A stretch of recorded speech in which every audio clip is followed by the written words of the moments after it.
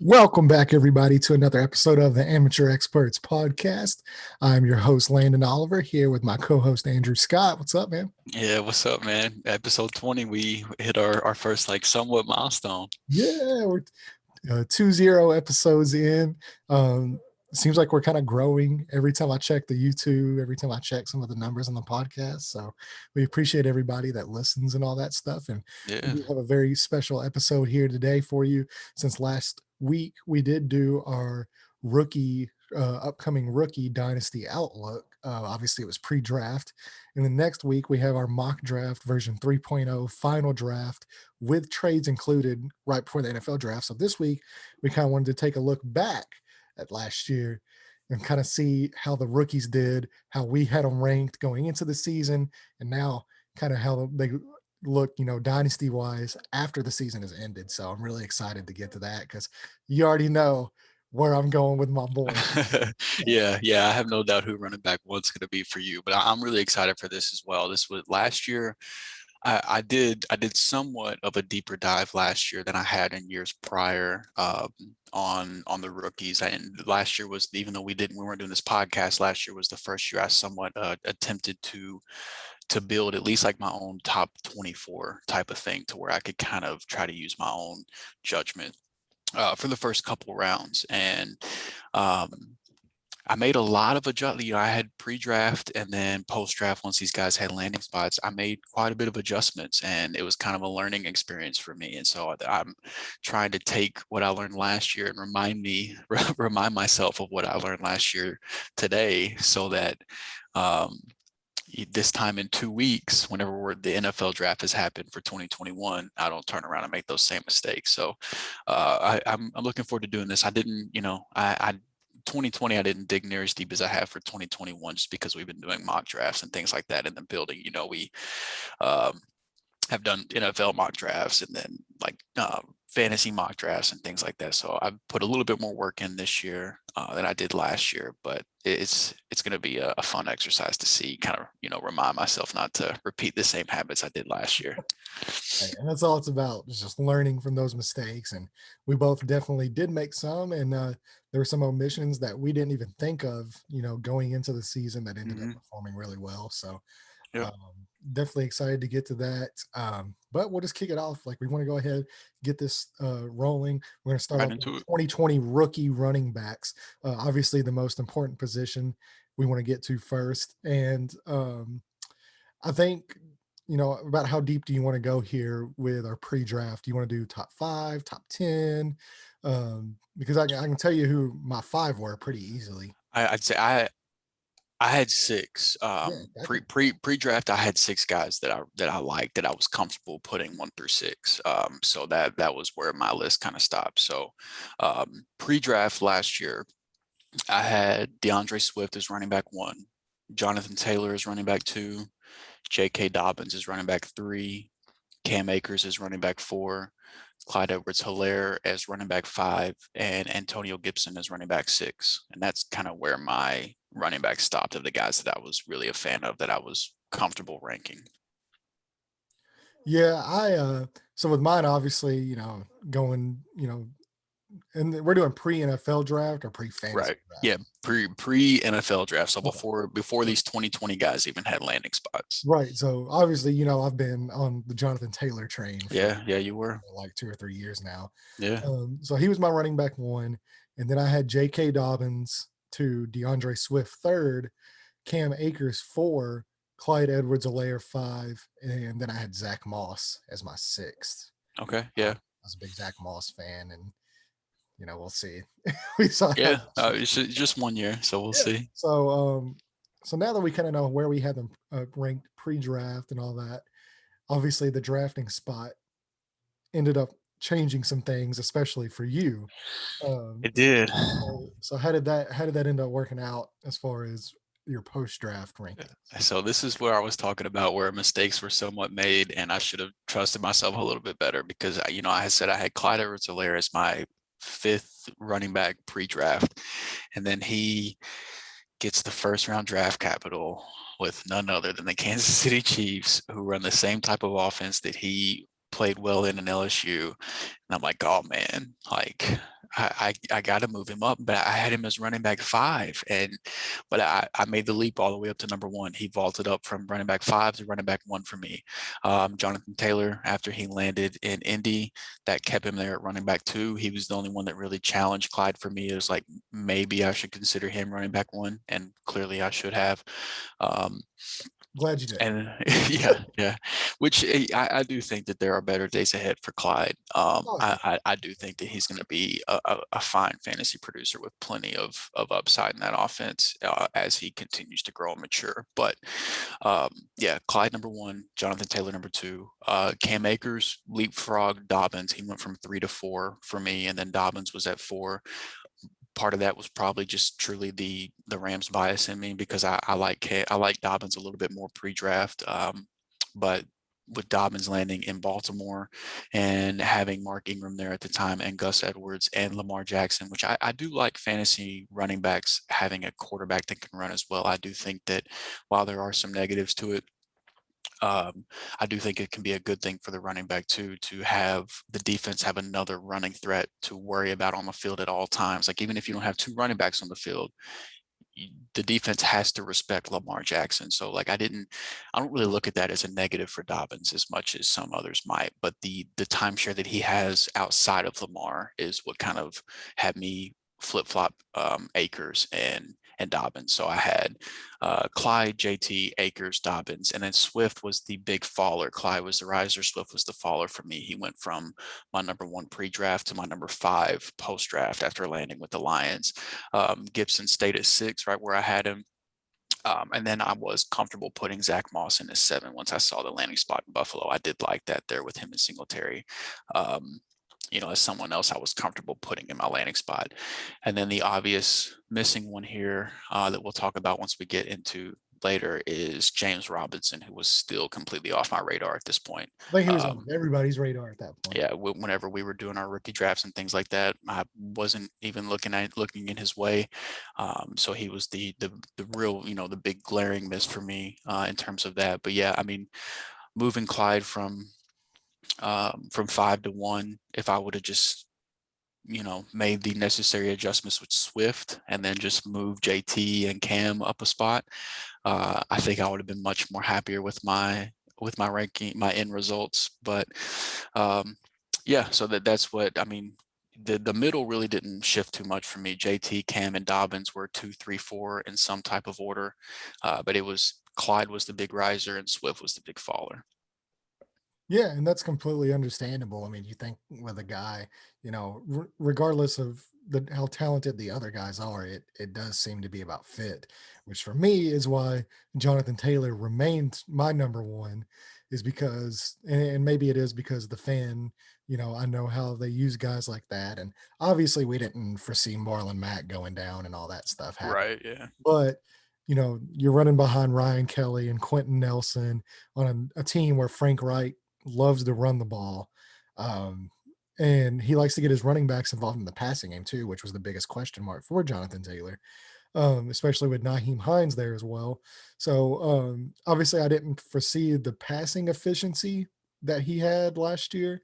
But it was a great surprise. But I thought as far as pure running back, he was my favorite running back, going to the best offensive line that he could have went to run the Right. ball with one of the best coaches who loves to run the ball and doesn't want to give up on it, and that's especially important with some of these running backs, because there are guys like Jonathan Taylor, Derrick Henry's one. There's some other guys, AJ Dillon, you could even include in that, Hmm. where they're just, which obviously AJ Dillon's not up there with those 2 guys, but I'm just saying, if you don't abandon the run, these guys are the type of guys that, 3 quarters, you might, these 1 and 2 yard carries start turning into 5 and 6 yard carries. Right. Wear down the Yeah, defense type of yeah, guys. yeah. Yeah. So I mean, it's really important landing spot is when it comes to some of these guys. So Jonathan Taylor stayed number 1. Him going to the Colts, of course, that being my favorite team, it just solidified number 1 for him. And then J.K. Dobbins actually was my number 2, just because I was a huge fan of the talent. Obviously, you've already touched on it with Lamar Jackson running the ball there. Now, because this was Dynasty, there wasn't really huge expectations for this last year, because I Right. knew Ingram, Gus Edwards, Lamar is going to take away snaps running the ball, take away touches in the red zone. But I think his future outlook was a little bit higher to me than Clyde. Clyde jumped up from number 5 to number 3 for me. And Okay. yeah, and then after that, I had Cam Akers and Deandre Swift. I think I kind of flip flopped between both of them. Those were the two guys that I kept going back and forth on, where Right. I couldn't decide which one I wanted. Um, and you know, and weirdly, Anthony McFarlane actually leapfrogged Zach Moss for me. Actually, because he went to Pittsburgh, and I Right. thought he was really talented, and that was a good situation. I actually kind of became a pretty big fan of Anthony McFarland, which obviously that didn't work out. Which neither I did still love McFarland Zach. as a Yeah, pass catcher though. And I yeah, mean and if see, I you're in a thought they were going to full use him, and I think if he's you're in a full underrated as a PPR league, runner. yeah. Yeah, if you're in a full PPR league, I still think that he could be valuable as a pass catcher. But the big problem with Pittsburgh and what kind of kept scaring me away from McFarland is it seems like Pittsburgh is just do or die. We're going to have some type of workhorse. Yeah, Somebody's it's going to just be our one. Yeah, workhorse. just one guy. And McFarland didn't really fit that bill for me in terms of like just his career arc and his outlook. It didn't look like a workhorse type of guy. So that's like if he would have landed somewhere where they wanted to use a 3-down back on a regular basis, I would have loved McFarland, but that's what scared me off of him. Yeah, that's understandable. And obviously we'll get to this guy here in a second, but James Robinson came out of nowhere. Man, Um, so obviously he would be above a few of those guys for me now. And that's what kind of we'll get into now is now after the season, we kind of see how everything played out. yeah. We saw what our pre-draft rankings were. We saw what our post-draft rankings were. So now what's the future rankings looking like? All right, so if I'm redrafting today, knowing what I know now, I'm taking Jonathan Taylor, 101 of this entire class, even over some of the great receivers that are in this class. Like if we're just redrafting this class, I'm taking Jonathan Taylor 101. But just for strictly running backs, you got JT. Number 2, I've got my man Cam Akers. Number 3, J.K. Dobbins. Number 4, this is where the slide stops for Clyde. I've got Clyde Edwards-Helaire, number 4. Antonio Gibson, number 5. And Deandre Swift, number 6. And James Robinson, number 7. That's kind of like the 7 guys where I stop, because Zach Moss is another one you could consider bringing up. He would probably be 8, but these are the 7 guys that I really, from a fantasy standpoint, I really care about and would be, targeting and interested in. Yeah. And I do differ a little bit, especially on that back end there. Um, Obviously, 101 through my whole process was JT. That's going to stay the same, especially after the season he had. Yes, giving you no reason Especially- not to. Yeah, especially after week 10, we saw what he did after week 10 for the Mm. final 6-7 weeks of the season, and it was just a insane production there. Um, and so then I would probably have your guy, Cam Akers, as my number 2. Nice. 3 is actually going to be for me, Antonio Gibson. I like it. I'm a huge Antonio Gibson fan, partly why I traded you for him. I have got no problem with that. And the only thing, so with I have JK 4 and Gibson 3. And the only thing that stops me from that is I do think last year for Gibson was kind of just a filling out role. They just wanted to kind of ease him in to what I think this year is going to be a very, very uh, big workhorse roles, kind of similar to a McCaffrey type role that we had Rivera run with McCaffrey, because they kind of did something similar with McCaffrey, where they just kind of eased him into that huge role. And then his second season, that he became Christian McCaffrey. We kind of saw that happen. And I think obviously I'm not saying, he's going to be as productive as McCaffrey was. He's got the skill set to be a 3-down guy, though. Yeah, but I think that was more or less what they were kind of easing him to, because some of those guys last year, they had taken touches away especially in the passing game, just completely dumbfounded me. But I mean, J.D. McKissick is a pretty solid pass catcher. No, Man. yeah, he's a great pass catcher. But we're going into the season talking about that's the best aspect of Gibson's game is his pass catching. Right. So to see him taken out of that role whenever that's considered his best aspect. I just think they didn't want to pile too much on him too early. They kind of wanted to let him get his running game kind of underneath him first. And then, obviously the receiving is going to come naturally to him. Uh, Yeah. so I think that's kind of what they were doing. So I'm a huge fan. And the fact that there is, with JK, there is the Lamar, and they re-signed Gus Edwards, and they didn't give Gus Mhm. Edwards a little contract either. Oh, they're both going to have a role for Yeah, so sure. they're both going to have a role there. And I'm actually a big Gus Edwards fan as well. I was really Yeah. hoping Gus Edwards was going to land a premier role somewhere, and he ended up going back to Baltimore, which kind of sucks, fantasy wise for It's a Dobbins. great football move for Baltimore, Yeah, but it yeah, sucks for us fantasy guys, though. yeah, and obviously, like I said, Lamar's going to take touches away in the red zone from Dobbins, and that's going to hurt him. But I mean, you're just splitting hairs at that point. But that's just kind of. Yeah. I think Gibson's in much more of a workhorse role coming up than I think Dobbins is going to be. Um, and then so after that, after Dobbins, then I would have DeAndre Swift. Um, I still just the talent eventually, regardless of who they sign, regardless of Williams, regardless of what they do, that's going to be a team that does seem like they got a coach that's going to want to grind out games and run the ball. And if you took all the best aspects of Jamal Williams' games and upped them a level, you would have DeAndre Swift. So I don't know if that signing just makes no sense to me unless they just wanted to have two guys that are similar that they can just play off each other. But eventually the talent's going to win out, regardless of what Williams does. Like DeAndre Swift is too talented not to eventually, and we saw what he did last year too. Like, I mean, he wasn't a slouch last year. Very solid RB2, almost into the RB1 conversation there in 12-team leagues. So um I just I just think eventually the talent's going to win out there, and then I would have James Robinson right behind him. Which, I mean, obviously the only knock you can even really say about James Robinson, the only knock is the fact that he was undrafted, is he doesn't have that draft capital.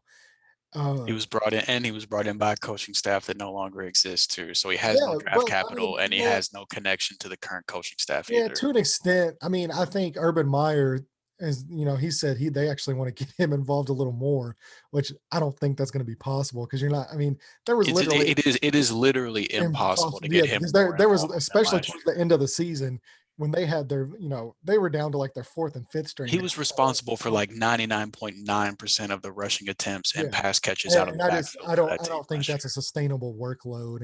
No. And I could very well see them drafting a guy early as well to kind of be another option to pair with Robinson, which is what worries me a little bit. And look, don't sleep on Carlos Hyde, man. Like whenever he was on the field Whenever for he's Seattle healthy, last year, he looked good last year whenever he was on the field, and he's got connections to that coaching staff on the offensive side of the ball with their OC and things like that. Like they're gonna give him some touches. Now, whether he breaks his leg on the third touch of the year or not, it remains to be seen. Like you don't know how long you're gonna have Carlos Hyde for, but in the small spurts he's out there, he does still bring value, and he is still a decent running back too. So I mean, on top of Hyde, if they do add a running back, I mean, it'll that's be worrisome for sure. right, but But that's a outside of discussion to be that, had if it does if happen. we're just talking about pure running back, talent, well, one, this guy shouldn't have gone undrafted. I know it was a smaller school, Clearly, but I mean, we saw last year the guy's clearly talented enough to be a RB1 in fantasy football if he gets the workload.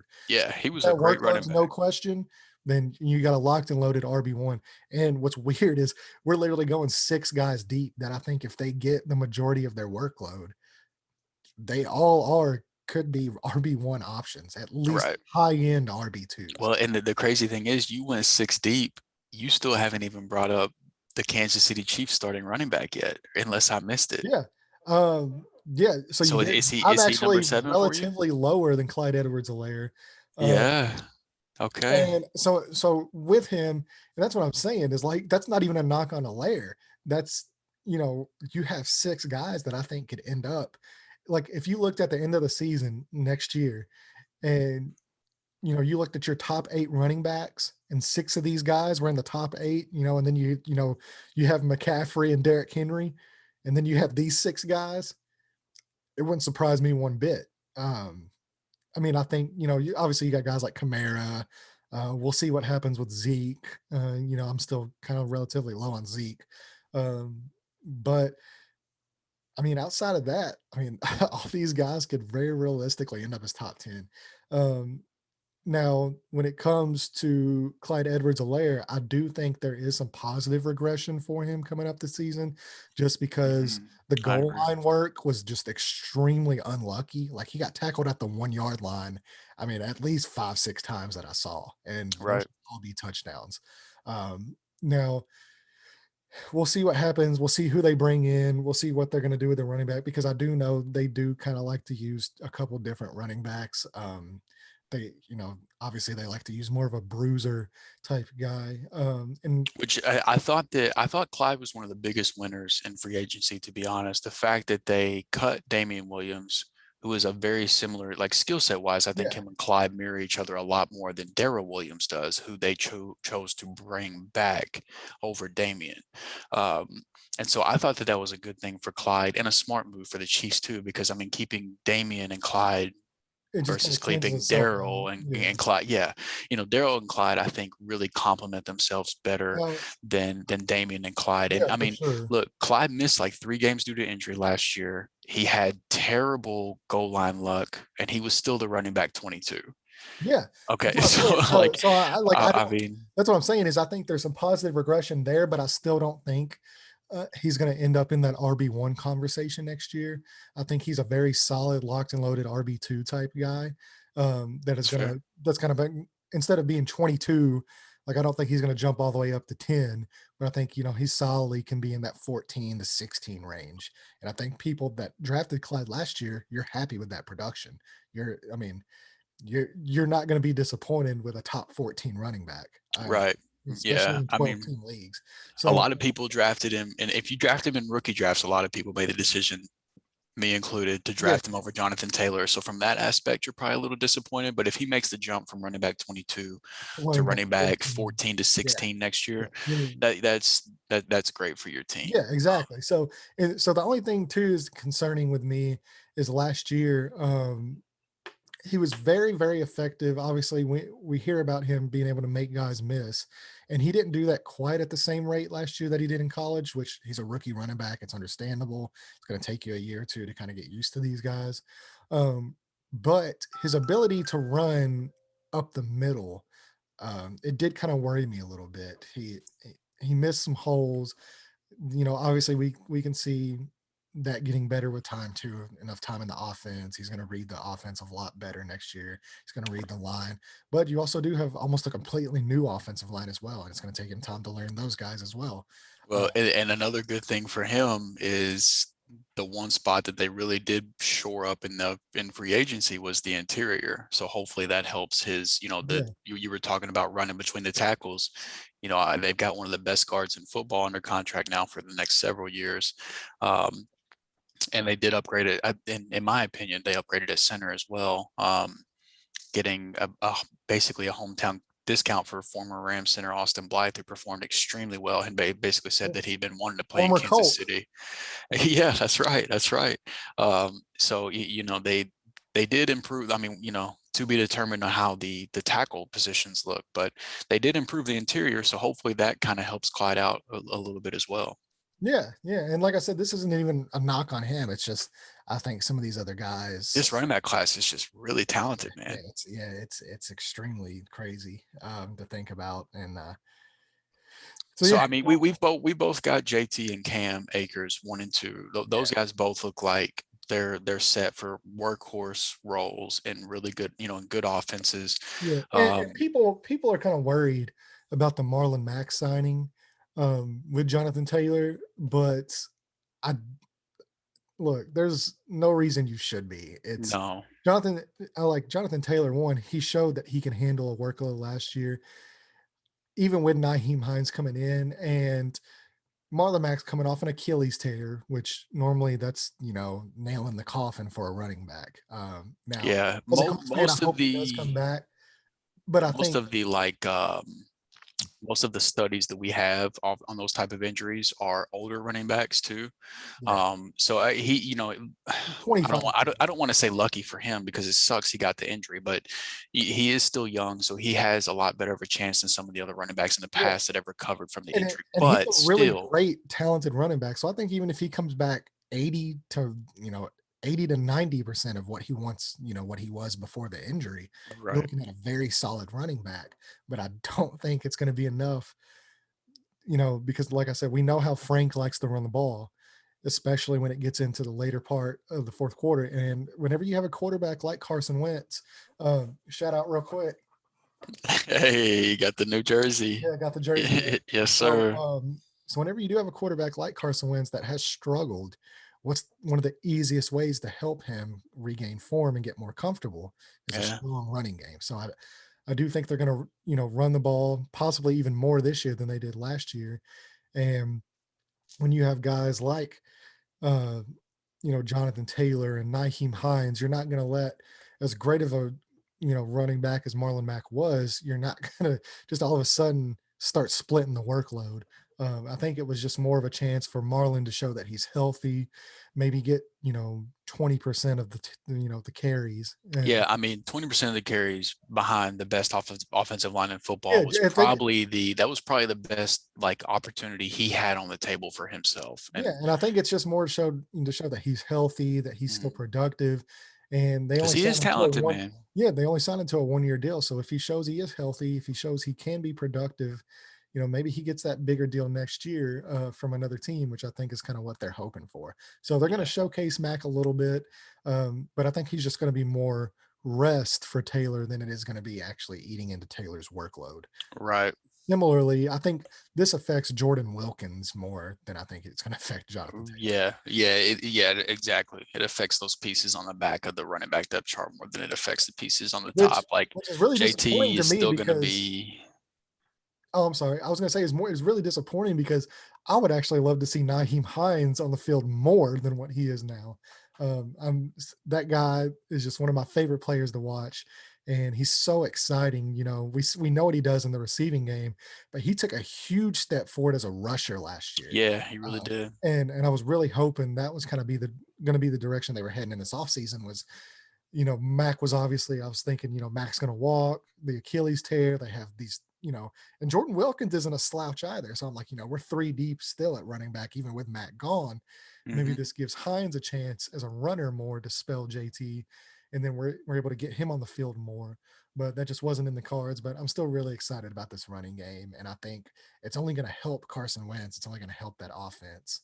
Yeah, I mean, prior to week 10, whenever JT was still kind of getting his feet, and you got to, something that I think I don't want to say me specifically, I know something that I overlooked and I really didn't give enough credit to these rookies for was the challenging offseason that they came into where there was no, this was the first time ever in my lifetime that I can remember that these rookies didn't get a normal offseason to get Yeah, acquainted no with these teams. OTAs, no training camp. Yeah, I mean, just completely get just thrown into the fire. So there were a lot of guys that had kind of slower And starts than you might predict. yeah, And and so like I mean Jonathan those Taylor, first 10 weeks of the year, man, more often than not, Naeem Hines was the best running back on the Colts roster, yeah, and and it, Jonathan so Taylor, when it comes to that too, like I know people obviously don't follow the team as closely as I do, but that's a very tough system to learn, even with a proper off season.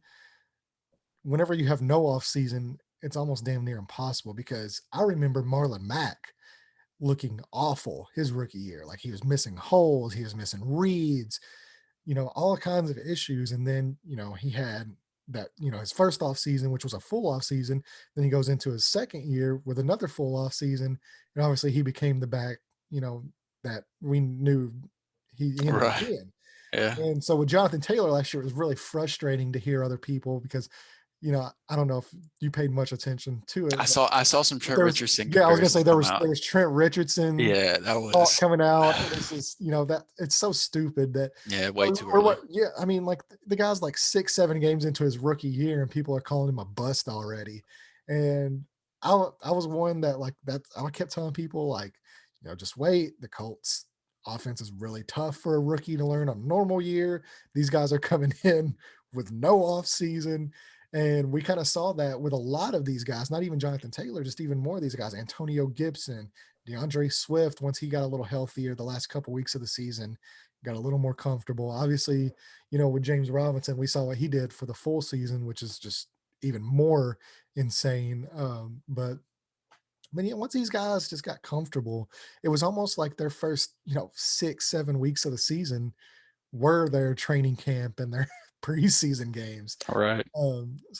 Yeah, and that's something that everybody needs to take into account too, coming into this year's rookie class is, a lot of these guys are going to go to situations, that they're going Damn near to, half the league's already opted out of OTAs yeah, again. and a lot of these guys are going to, they're going to go into situations and it looks really good on paper. You got guys going to Pittsburgh, Miami, possibly San Francisco, you know, the Jets, where they're going to be able to get some work early. And there's going to be inevitably a couple guys that are going to get taken early that 6 weeks into the year, they're not producing like people thought they would, and they're going to get written off. And the important thing is, especially, with people like you and me and stuff like that, we can possibly make some trades and get these guys on bad Yeah, value. go buy low on these Yeah, guys if yeah, and then people sour on them you that buy quick. low because people, I can tell you right now, people that bought low on Jonathan Taylor in week 9, week 10, They're they're loving life yeah, right now. they're loving it. And people that, conversely, even, to credit your stance a little bit, people that, going into this offseason, they're buying low on Clyde Edwards-Helaire. I They're think he is a yeah, perfect yeah, buy low yeah. candidate. Yeah. I think they're going to be extremely happy with the moves they make going into this next season. By the Yeah. end of next year, they're going to be like, wow, I stole that guy because I've seen him be good. I've seen him going for second round picks, third round picks in some of these dynasty leagues. No And way. just, yeah, I mean, it is what it is. I follow a lot of dynasty stuff on Twitter, especially different dynasty leagues. And I've seen him go for some pretty interesting prices, to say the least. I will never in my life trade somebody away at their low. I will go to the You grave just with hold that them. player. I'll just hold them. Like there's no way. No way. Like there's either going to be better days ahead or he's just going to be on my bench, until I'm comfortable dropping him at that point in his career. Like guys, I mean, if you're in my league, keep selling low. Never stop selling low. If we aren't in a league together, stop selling low. What the hell are y'all doing? Like, either let a player come up to a value where you're comfortable selling them for a reasonable price, or just hold them. Yeah, and Stop selling the low worst and thing for panicking. me in dynasty leagues, which I know I've been a victim of this, um, but the rookie draft pick hype, where you're giving known Oh, things, the unknown, man, is just it's so exciting. It's so it's exciting. so You want to much be a part fun. of it, Yeah.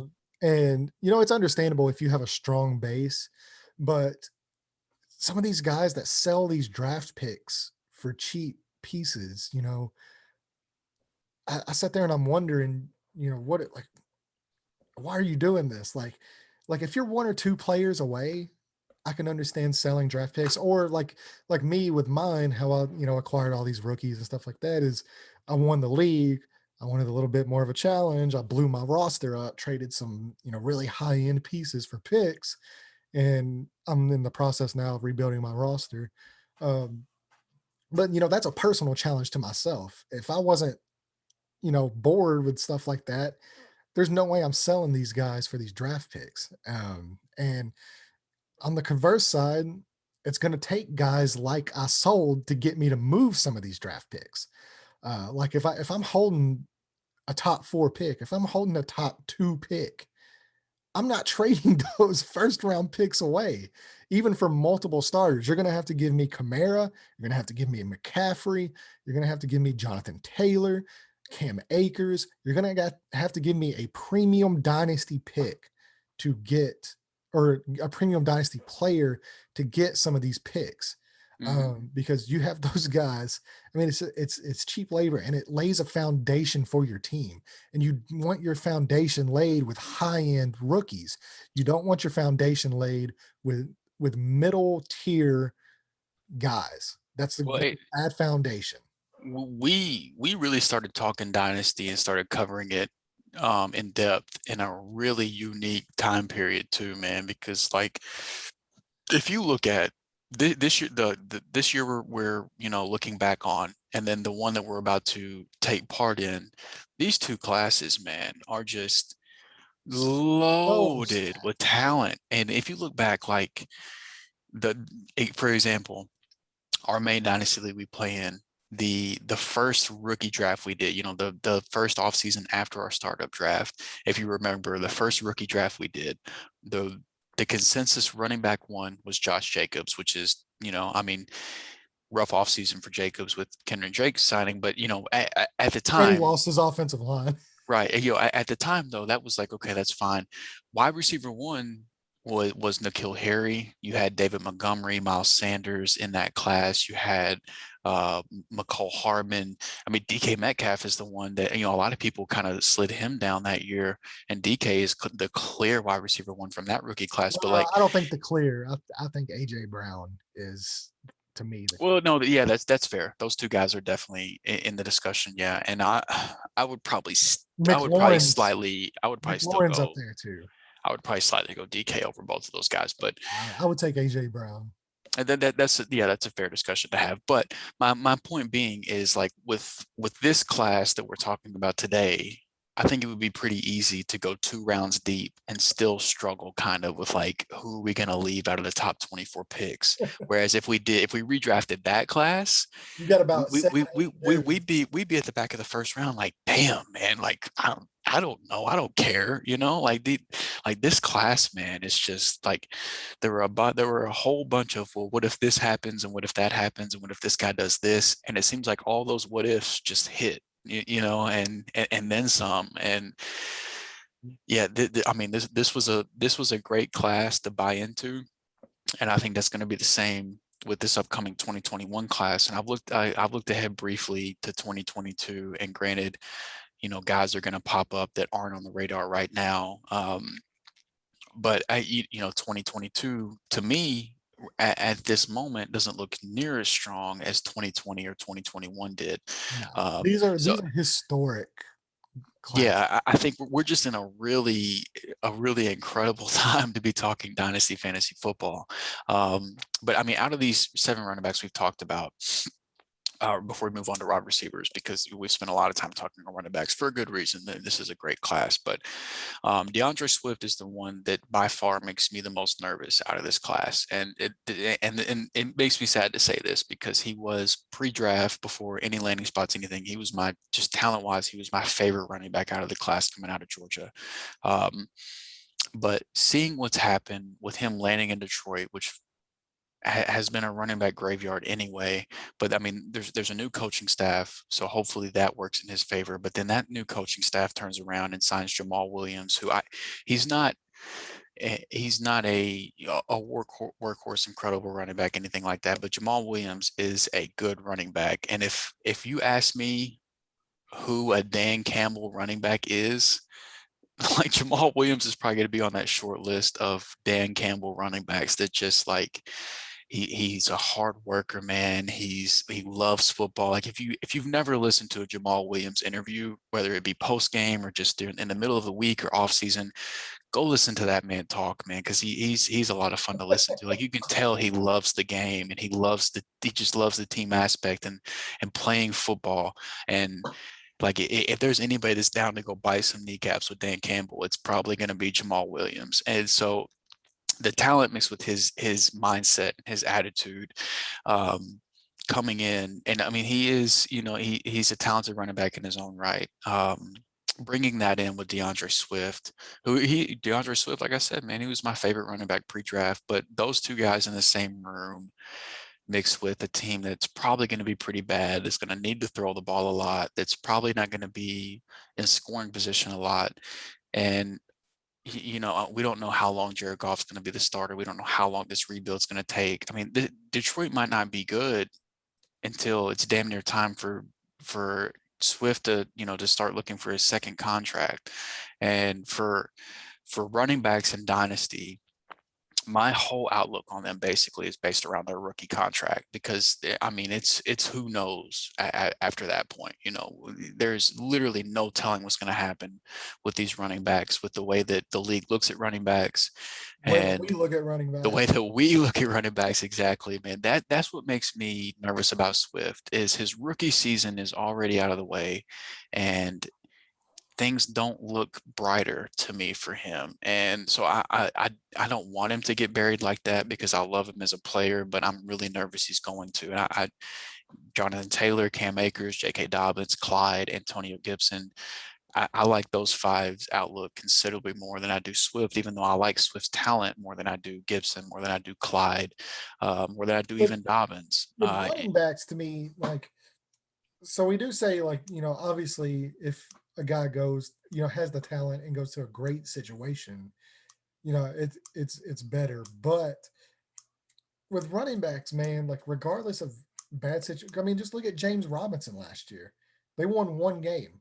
They had a But the terrible problem with offensive. that is though is DeAndre Swift isn't getting 99% of the total touches Yeah, from no, that I know what I'm backfield. saying, but obviously we both agree he's way more talented, and I think eventually at that position, just talent eventually takes over. Like regardless of how bad the team is, how bad the line is, like it's just running back is one of those weird positions where we obviously saw Adrian Peterson, which I'm not saying he's Adrian Peterson, but I'm just giving an example. Like, whenever he first came out, like he was on some really, really bad Minnesota teams. And obviously we know workloads were different back then as well. But Right. I mean, eventually, these guys just break through and, regardless of offensive lines, regardless of scoring potential, because, regardless of where they're even at on the field, DeAndre Swift is a guy that if he touches the ball, he can score at literally any moment he touches the ball. Yeah. Whether you're 70 yards away from the end zone, whether you're 1 yard away from the end zone, he's a threat to score whenever he touches the ball. And Right. he was hurt last year as well with the concussion issues. Um, so even looking back now, which I can't remember where he ended up ranking at the end of the season, but he missed a few games. Detroit was not a good team, regardless of Stafford and all. You can say whatever about that, but um, and he still ended up running back 18 last year. So, um, and I and he split carries as well with some guys. He So did. Yeah. I don't think, if anything, I think he gets more comfortable. He's healthier. Um, I don't think the Swift is offense. he's the one guy I'm most nervous about, and the guy that I hope I'm the most wrong about because I love the player and I want to see Yeah, him shine. I just think his talent's Um, just too much he's to. just man, it's tough to have a positive outlook on him because he's got everything working against him. Like he's got a bad line, a bad offense, a bad quarterback, a bad I don't team. think he's even got a bad quarterback. I don't think He's golf got a is. bad quarterback. I don't think golf is a bad quarterback. He's a bad I've quarterback. I've watched He's a I've watched below bad average quarterbacks. quarterback. He I think he is average. I think he is an average quarterback. You're not gonna. He's gonna win in great situations. He's gonna lose in bad situations. He doesn't raise the team, but I don't think he's gonna lower it as well. Well, I then that's part of my he's problem just is there. he is now in a bad Yeah, situation. yeah. Like, He's just there, but I think he's average. but one plus for Swift is basically every single body on that team that caught a pass last year is gone. So and Swift is a great pass catcher. So maybe them being playing from behind all the time and Swift being great on that side of the ball.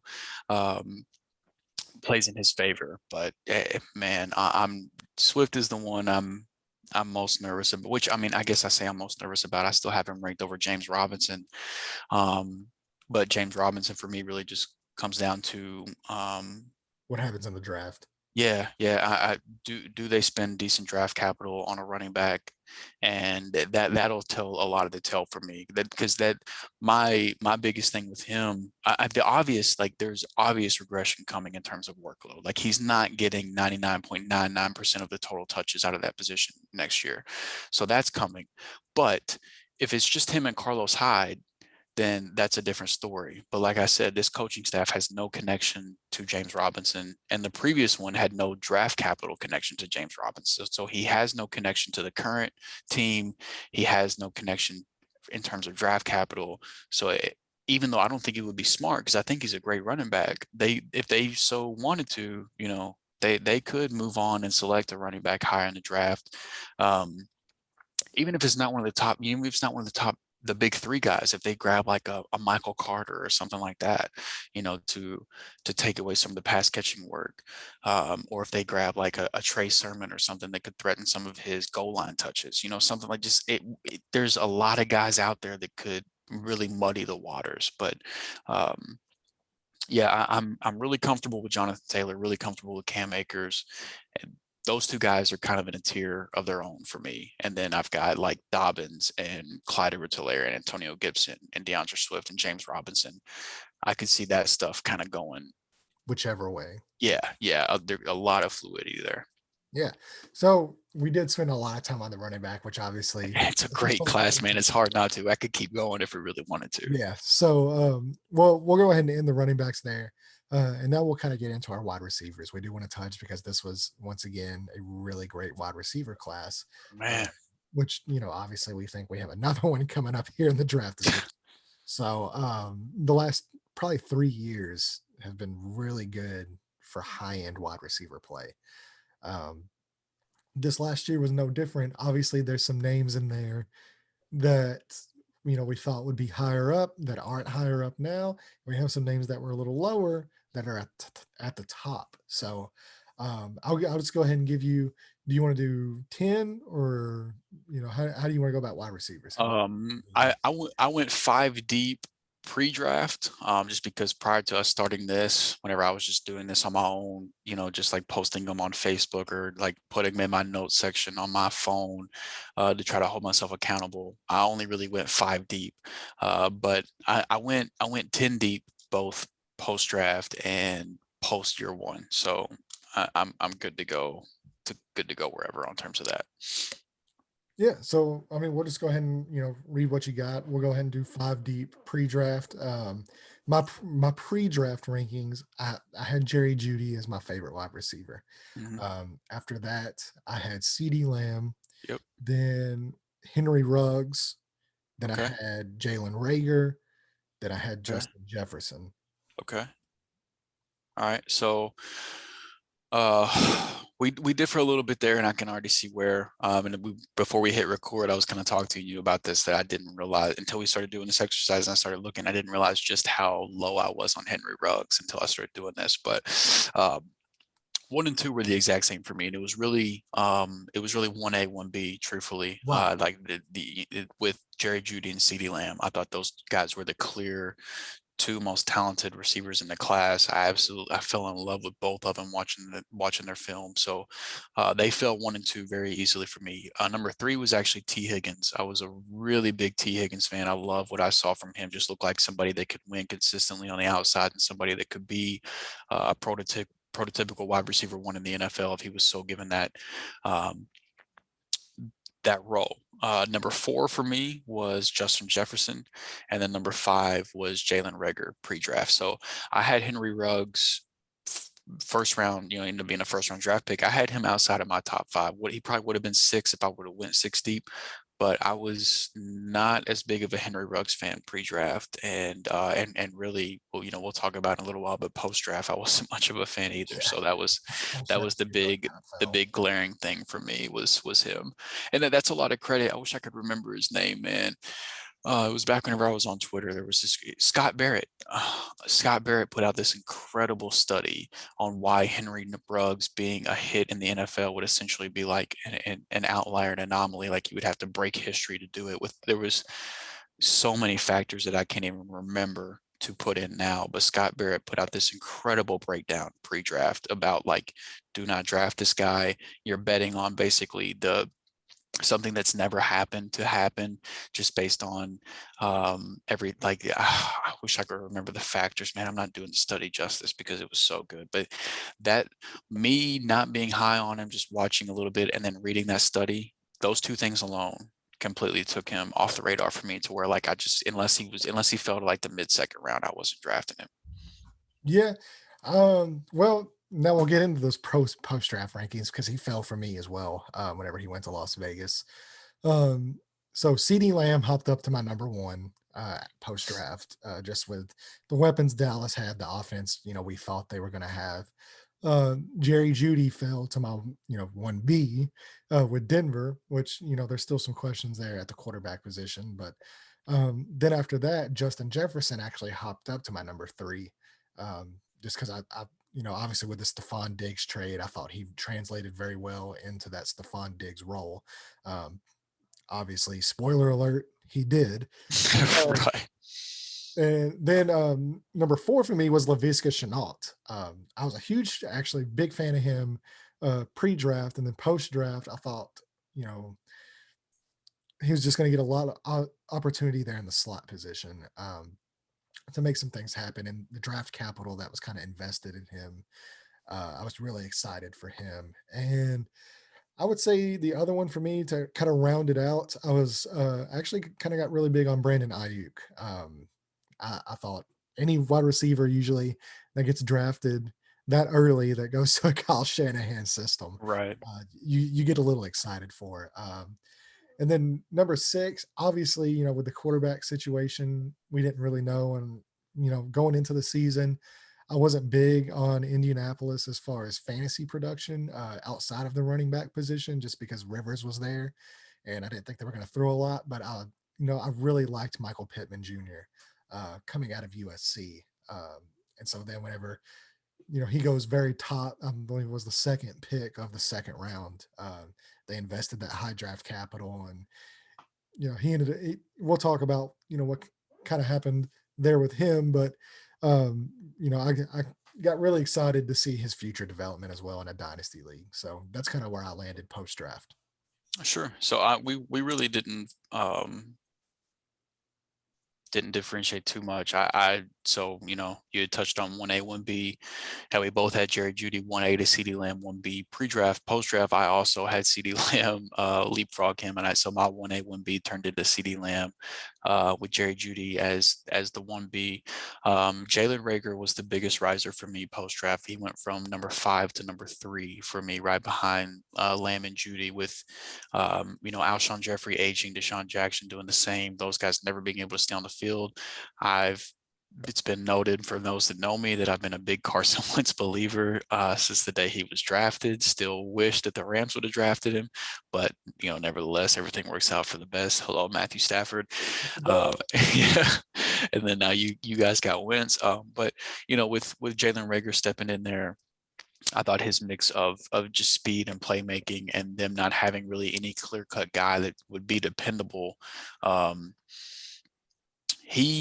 his upside leapfrogged both T. Higgins and Justin Jefferson for me. He went from 5 to 3, and then Higgins dropped another spot. I had Justin Jefferson at 4 for the same reasons that you outlined with the Diggs trade and things like that. That I thought Justin Jefferson would fill in there. And then with T. Higgins, the thing for me, I didn't see AJ Green falling off the cliff that he did. I love AJ Green as a player, so that was really just like something that you don't want to see, because AJ Green's been so good for so long.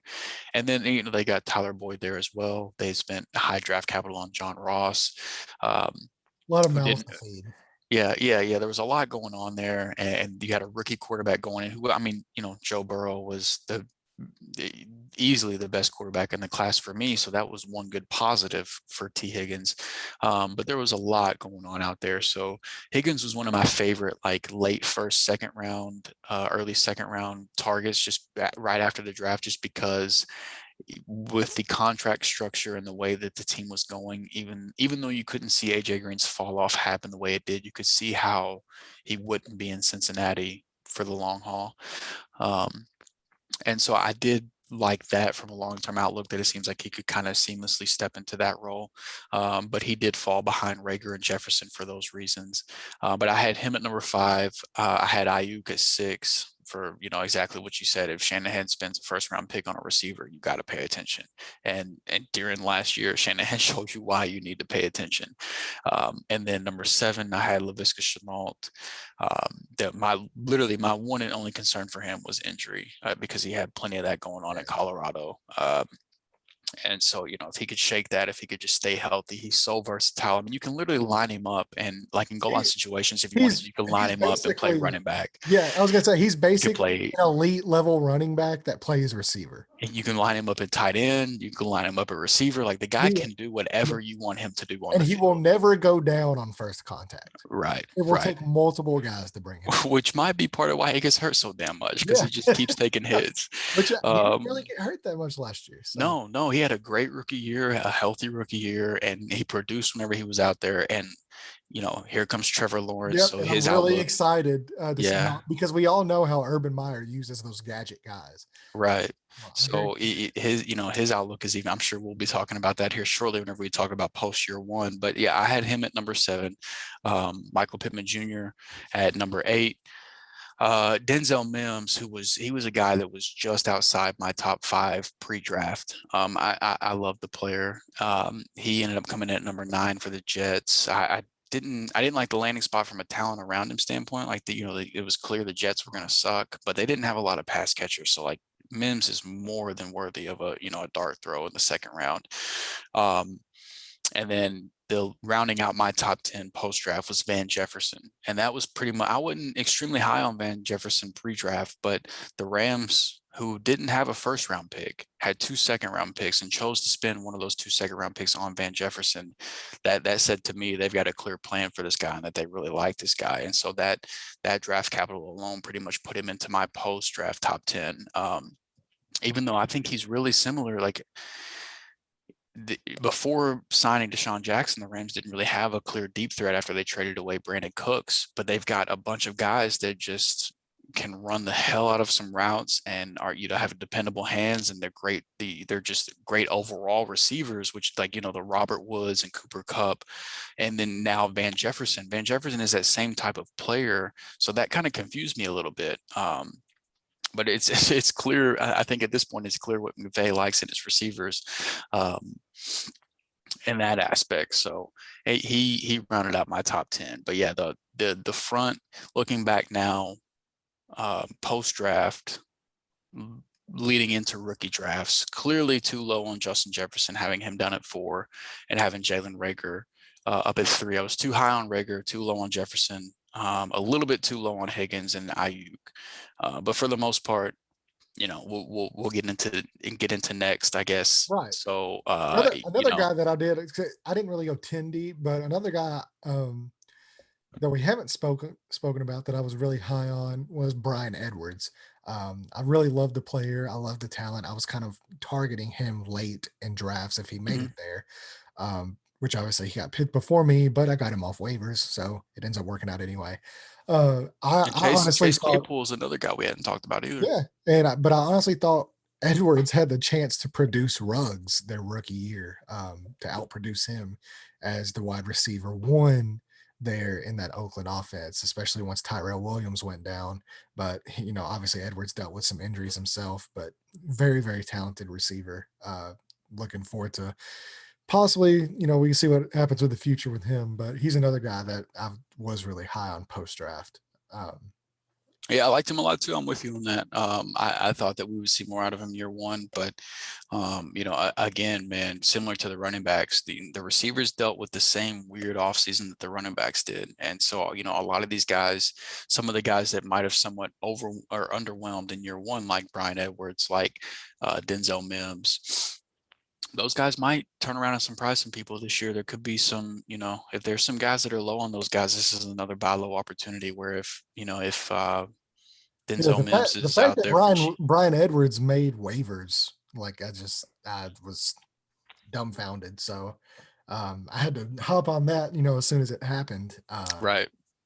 But So your one's in the books. Where do you set? Let's start with let's. I know we went 10 deep, but let's start with the top 5. Let's roll there.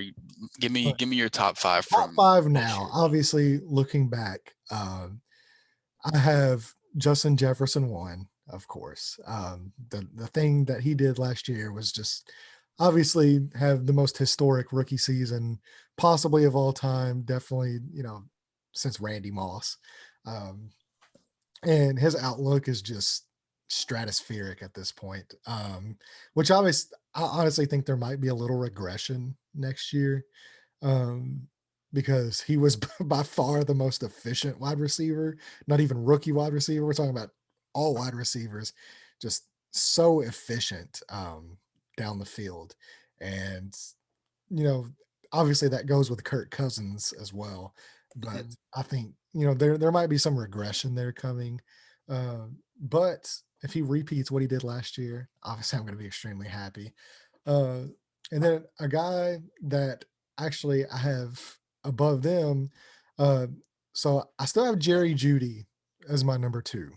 Um, I think, Okay. um, and this might throw some people off because I do have CD at number three, but regardless of quarterback situation, which I think Denver would is possibly going to try to remedy here in about a week or so, because I think that's the one piece that they're missing.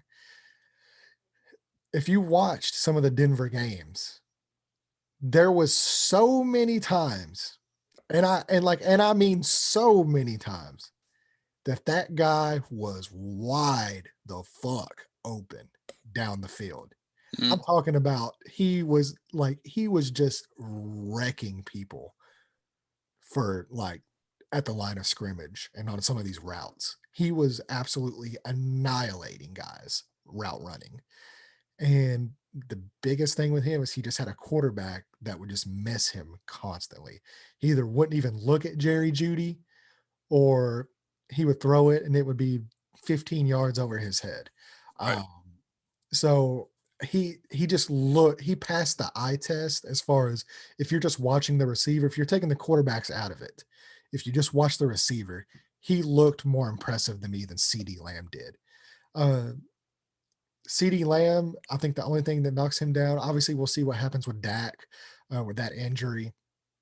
We'll see how that ends up working out. But I still think there are a lot of mouths to feed on that offense. I don't think he's going to get quite the workload that Jerry Judy might with a competent quarterback, which obviously, you talk about Denver, there's a lot of mouths to feed on Denver as well. Hmm. But he just looks to be clearing away the best weapon on that team, as opposed to CD Lamb, who I think, as good as he did look, I still think Amari Cooper might be a better um, overall skill set outside receiver. And CD Lamb, he did make a lot of plays, but his the drops do worry me. He did have some drop issues, and that does worry me a little bit, which because he never had that coming out of college.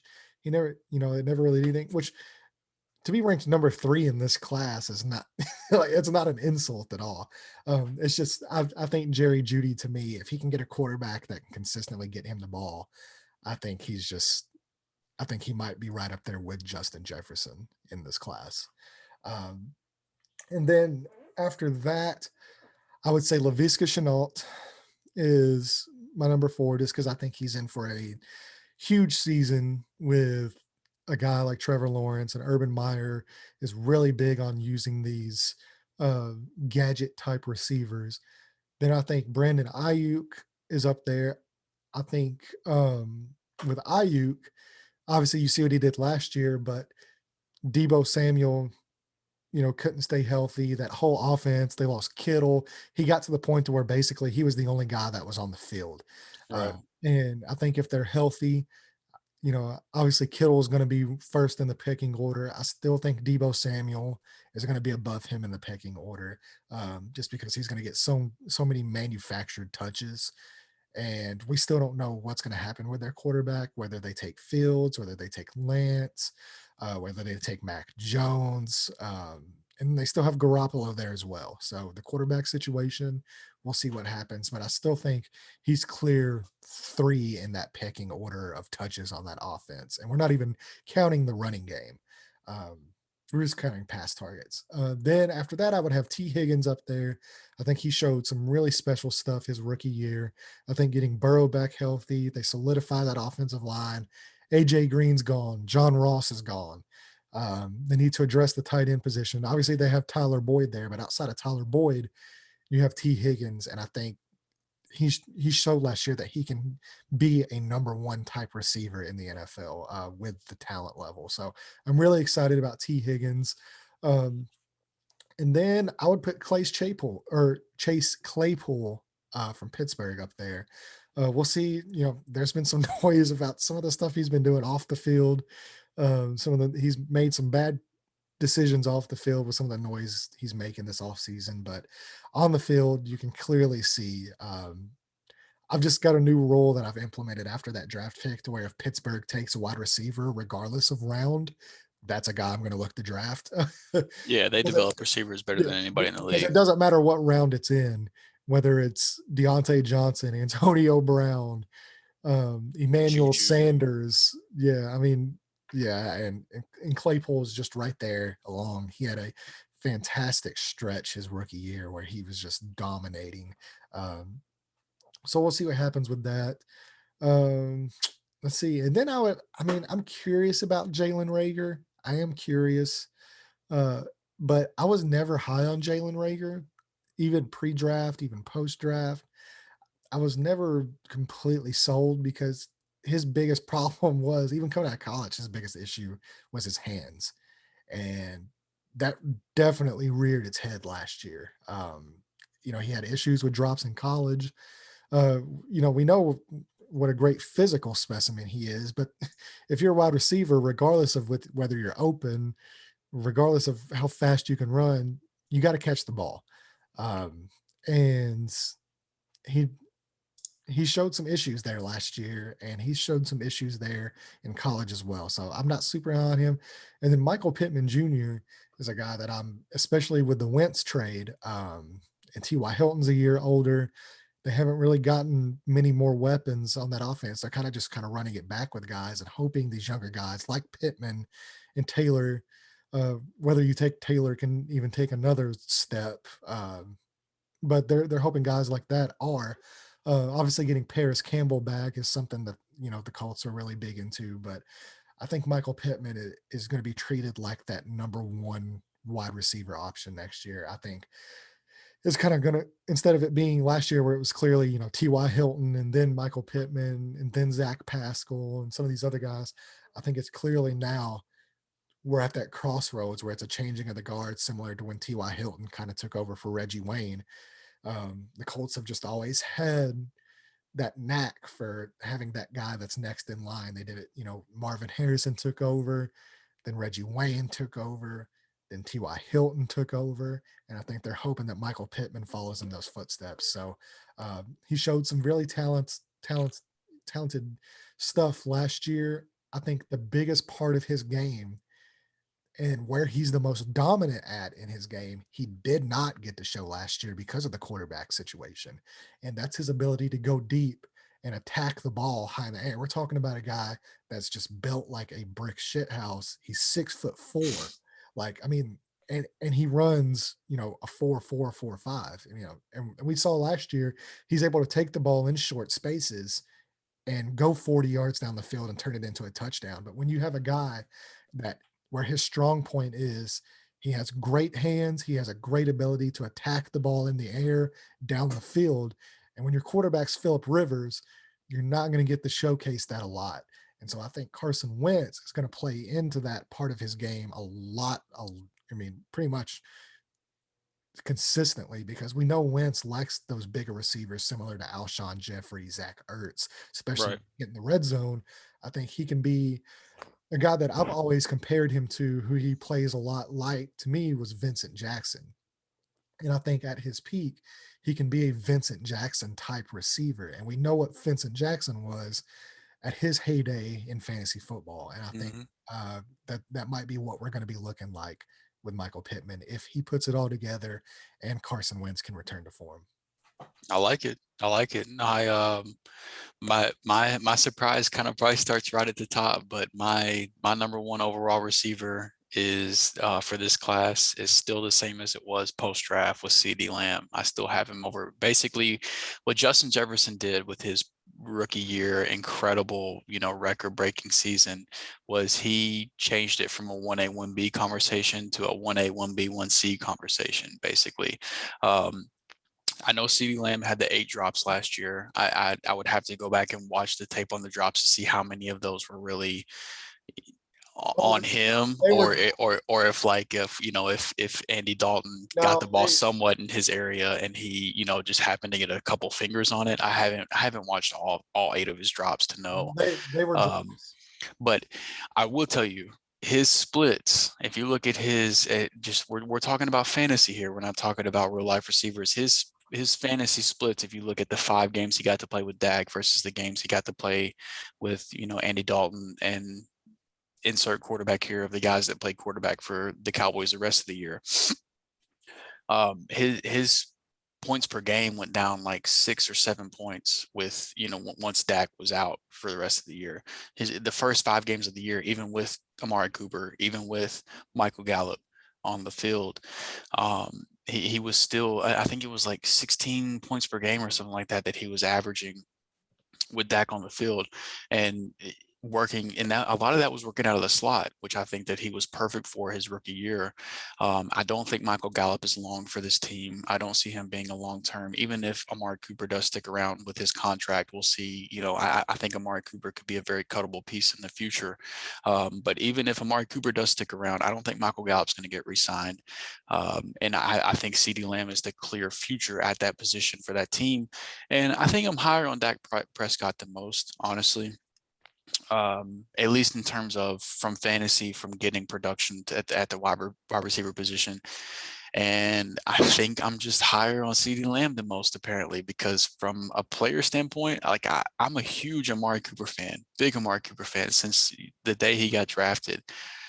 I still think CeeDee Lamb might end up being more talented than Amari Cooper. Um, I love CeeDee Lamb as a player. I love the position he's in for current and future success. And I would rather be paired. I would rather be tied to Dak and CD than I would to Kirk Cousins and Justin Jefferson.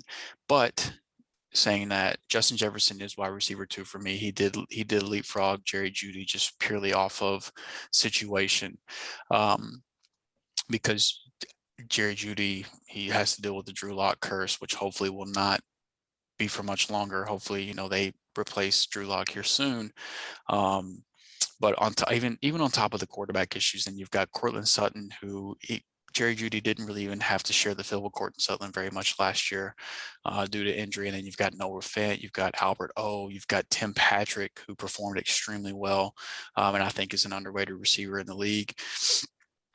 You've got a lot of pass catching weapons on that team, and a quarterback that doesn't really do a good job of getting them to any of the receivers. So that worries me for Judy. I don't think that's going to be the long haul for him, which is why he's still in that one ABC conversation. He's just the C of it, even though from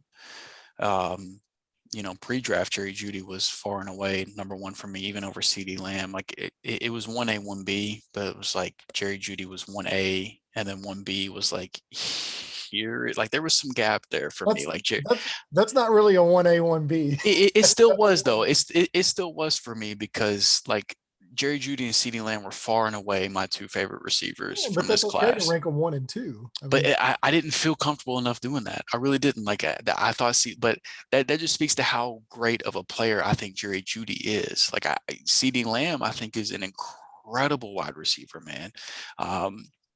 But that I just want to make sure I'm giving the proper credit to Jerry Judy, the player, because it truly was a 1A, 1B situation for me. But it was just 1A. Like if on the clock, if I'm picking one, I would have picked Judy without hesitation. So maybe I could have done 1 or 2. But post year 1, what I saw with CeeDee Lamb on the field with the quarterback that is the future for the Cowboys, I'm making the personal decision to take out the games that I watched with Andy Dalton and blah, blah, blah, blah, blah at quarterback, and just looking at the games that he played with the Dallas Cowboys quarterback. And CeeDee Lamb was incredible, man. And okay, but then obviously, so on the flip side of that argument though, mm-hmm. then you also have to look at the way Dak performs with the offensive line and without the offensive line, because if you're going to look at splits like that with one position, Well, I mean, Obviously, we don't really know because while well, I Dak mean, was hurt, Travis the Frederick is offensive line was gone. all Yeah, I mean, Tyron Smith's had injury issues the last couple of years. right. But those Um, offensive line issues kind of started happening, exactly with or after the Dak issues. So we don't really know what Dak's splits look like well, I without mean, that yeah, I offensive mean, line. if you can go back last year and look at his splits without Tyron Smith, and it looks like a completely different quarterback. I mean, the first 5 weeks of the year, Dak was great, at least from a Yeah, I fantasy know, but that's standpoint. what I'm saying is like, whenever his offensive line has been intact, and if you go look at the 2019 splits, as a like I said, with Tyron Smith, without Tyron Smith, um, at left tackle, it's it's not pretty. Are they going to be without Tyron Smith next year? Well, I mean, we don't know. History says at some point, yes. Well, But I mean, you're also missing an all-pro center now who decided, to hang it up. Zach Martin is getting older. The injury issues kind of reared their head last year with him, and then they still don't know what they're going to be doing with that right tackle position as well because their right tackle moved on. So really, the only thing you can count on is your injury-prone left tackle and your injured right guard who's coming off a season-ending injury there, which obviously we know what Zach Martin is. I don't really have any worries about Zach Martin, but Tyron Smith I do have some worries about because, like I said, if you're going to look at splits, then you got to look at splits for the whole picture, and it's not a guarantee even that Dak comes back as the same quarterback after the injury he had. no, it's nothing. Nothing in this world of football that we talk about is a guarantee.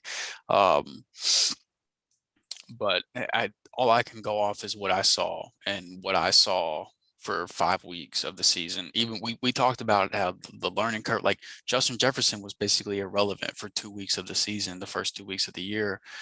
And then he went on to, put on like the best season of any rookie in NFL history. Even with Well, that's just where I don't understand because you're using it as like 5 weeks because you're like, well, 5 weeks I saw this. Well, I still saw great things from CeeDee 14, Lamb, yeah, even I was gonna without say Dak Prescott on the field. 14 That's not weeks what I'm we saw saying. Justin Jefferson do what he did. No, yeah. No. That's not what I'm saying. I'm not saying that CeeDee Lamb played poorly, but I'm it not was saying he played poorly. CeeDee Lamb was it. What you said about Jerry Judy earlier. Insert CeeDee Lamb here for that argument, and that's the exact same thing. No, CeeDee I Lamb was think Andy Dalton's consistently better. I think Andy Dalton's better than Drew Lock. not much, not by much. I, We're talking about the difference between suck and stink. That's it. There's not much of a difference there if you're using that to grade, what receivers are dealing with and what they should be producing off of. You're talking about one guy had a sucky quarterback, one guy had a stinky quarterback. Like we're not talking about anything worthy of what these receivers' talent warrant.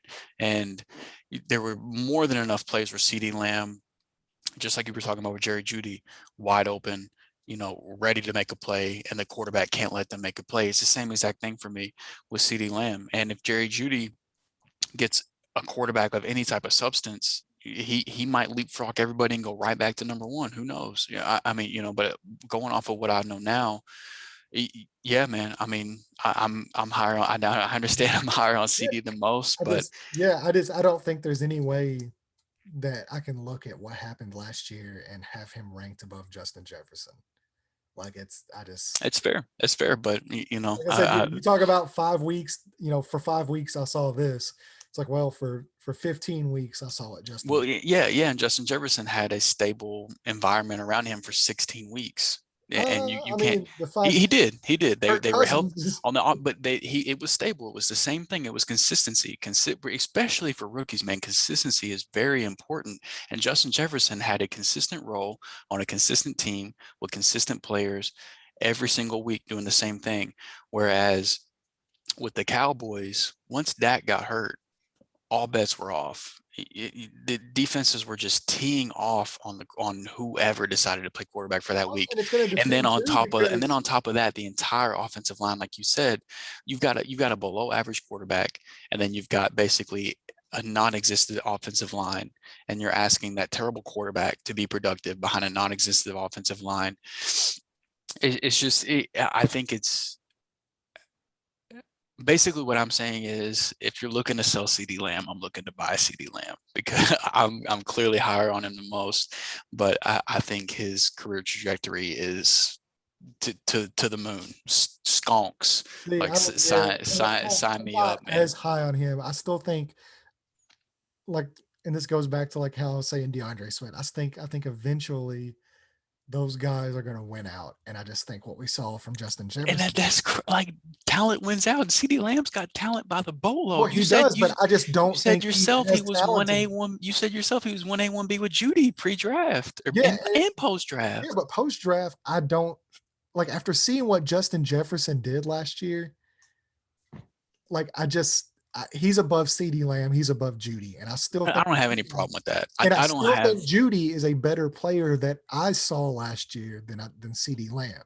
He just, regardless of like you said, regardless of Andy Dalton and Drew Lock, whatever, Andy Dalton still got CeeDee Lamb the ball because he had to catch it like that at some point.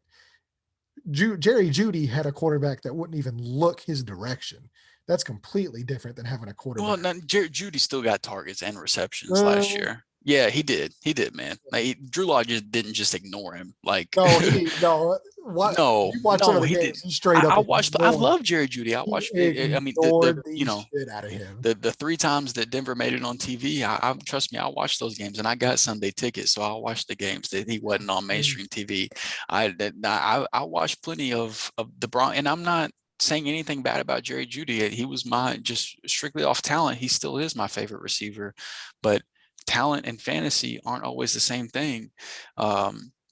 And so I mean, with the quarterback situation the way it is, I'm taking CD and Jefferson over Judy, and I'm taking CD over Jefferson. I knew this was going to spark debate the minute that I put it in, but it is what it's what I believe it is what it is. So I'm not gonna I'm not going to if So you're I don't telling me believe right it. now in Dynasty, if you owned Justin Jefferson, if a guy offered you CD Lamb right now, you would trade him straight up. No, because I know I can get more out of that than Justin Jefferson. That would be dumb to do that because I know the majority has But you would Justin rather Jefferson have higher than CD C. Lamb over Jefferson. Yes, yes. That's crazy. That's fine, man. But that's like, but no, I wouldn't trade him straight up because I know that the majority out there views Justin There's Jefferson higher. So there I'm might going to be take like CD Lamb. there might be 2 or 3 dudes in the whole league that I might take over Justin Jefferson in Dynasty. And CD Okay, Lamb well is I mean, not one of no, those. And CD Lamb is not one of those. that's easy for me because I'm taking Devontae Adams, I'm taking Tyreek, I'm taking Diggs, I'm taking AJ Brown, I'm taking DeAndre I Hopkins. don't know if I would take Diggs in Dynasty. I'm taking Diggs, 100%, easy money. 100%. I'm taking Diggs and Dynasty over Justin Jefferson. I'm taking AJ Brown that we already talked about. I'm taking Yeah, I Hopkins. would probably take AJ Brown, and then obviously, like I said, I would take Devontae.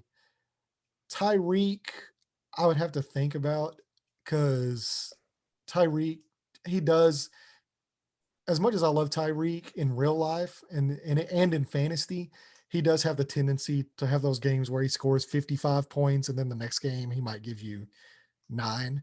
I mean, prior to last year, he did, but last year he was one of the most consistent fantasy Yeah, receivers in the league, yeah, no, like I'm across the not saying, board. yeah, I'm just saying like that's a discussion. Um, but yeah, outside of players of that type of caliber, which I don't think CD Lamb is right now, I'm not moving Jefferson for any of them. For anybody except those type of players. And as far as dynasty goes, I would rather have Jefferson over. I mean, it's splitting hairs, but I would rather have him over Diggs, just because I still do have some questions about Josh Allen. Um, and I mean, obviously, I think Josh Allen's better than Kirk Cousins, but So what questions you have? Like Diggs is the unquestioned number. There ain't no Adam Thielen in Buffalo. well, no, not right now. But I mean, I don't think. There ain't I no just, Adam Thielen coming into Buffalo. I just, I don't know, man. Jefferson just is. I don't You know. got you don't you have Justin Jefferson rostered in our 12-team dynasty league? I do. Okay. Well, everybody always thinks that the players on their team are better than than other people might think. So I'm gonna Well, give no, I you a mean, break on that one. I'm gonna give you a pass on that because like everybody it likes ain't the even players that. on their It's team just, better than people that don't have on their team. So well, I mean, look, Justin, from this look from he's 21, dude. to your credit, from this class, Justin, if you polled 100 people, probably 90 of them got Justin Jefferson as wide receiver 1 from this class, Probably after this 99 of year. them do, and then you're sitting there And by then yourself. hey, but look, That's what it's about, man, though. fine. I'm just, if I don't agree with the majority, I ain't gonna go with the majority, man. And it's just, this is one of those cases where, I just, we ain't even got past my top 3 receiver yet. he's 21. He's 21 years old. Oh, they're all coming off their rookie season. All of them are young. Yeah, but Every none of them one did of what them. he did, and none of them looked like he looked. No, and none of them had the opportunity that he had with the quarterback. Even like, look, if we're none of them had that. None of them had a consistent quarterback with consistent targets for the entire season. See, did CeeDee Lamb have that? Tell me CeeDee Lamb had consistent quarterbacks from a good quarterback, or consistent No, he didn't targets have from a a good quarterback. consistent quarterback play. All right, did Jerry Judy have consistent targets from a good quarterback? All Definitely right, not. Justin Jefferson's the only one that had that. So like, yeah, You're talking about 3 dudes. Like, I didn't see Ayuk do that. Those are the no. They could be Ayuk ain't in this discussion. I told you it's 1A, B, and C with these 3 guys from a talent standpoint. Those are the only. The Ayuk don't get to be in the. He ain't at this table. T Higgins ain't at this table. They don't get to sit here. They got to go to a different lunch table. Could be No, from a talent standpoint, I don't think. And I love Higgins. I was high on Higgins pre-draft, but I don't think Higgins is at that table. But I think there's some regression coming for Justin Jefferson, and clearly I think if I had Justin Jefferson on my team, I'm selling the shit out of Justin Jefferson. I know that now. I don't have any shares of Justin Jefferson, but I would be selling the shit out of Justin Jefferson. I would sell him straight. Anybody listening to this want to offer me something? I would sell him straight to you if I could. If I had, I'm gonna trade him. I'm gonna trade for him just so I can see if I can sell him back to you. Because, yeah, look, we did all this talking, and I've got him number 2 post draft. Like I said, it's 1 ABC with CD and Justin and Jerry Judy. He's better than both of those guys. No. Yeah. Maybe, but not guaranteed. No. Do I hear and I ain't even doing water bets. I'm doing cash bets. So I hear a bet coming up here. No, okay. First of all, we got to wait until I'm down to make in. Oh, no, you're that high on CD, man. Come on. I'm not. I don't love CeeDee Lamb enough to take groceries out of my kid's mouth. I won't. But water bet wise, I'm down to make whatever type of water bet. But that's fine. Dynasty rankings and redraft rankings aren't the same thing either. We got to keep that in mind. We're not talking about next year. If you want to talk about next year, wait until the NFL draft's over, wait until training camps are over, and let me get my redraft shit straightened out. And I'll let you as much time as you need, because I'll take Jefferson. I'll let you know. I promise you, I will find you a receiver to make that bet with Jefferson. It might not be CeeDee Lamb, but dynasty wise, yeah, dynasty and redraft ain't the same shit. Dynasty wise, yeah, CeeDee Lamb is 1 for me. Jefferson's 2, Judy's 3. After all this talking, I ain't even made it past my top 3 yet. Because I knew coming out the gate having CeeDee Lamb number 1 and not going with the consensus and not having Justin Jefferson would bring some shit. But number 4, after year 1, number 4, I've got T Higgins. The only thing I can see sliding him down is if they do grab like a Kyle Pitts or Jamar Chase with that top pick, and they don't take an offensive tackle like I think they should. Penei Sewell, Rashawn Slater, whoever your tackle flavor is. Yeah, that's going to slide Higgins down, and that's going to be disappointing. Because I think with Boyd and Higgins, I don't think they need a top end playmaker. I truly think that offensive line is the number 1 need on that team, even with them signing Riley Reif from Minnesota and drafting an offensive tackle in the first round. Your quarterback is on the Andrew Luck trajectory at this point, like already having this terrible injury after year 1. Like, you need to protect that man.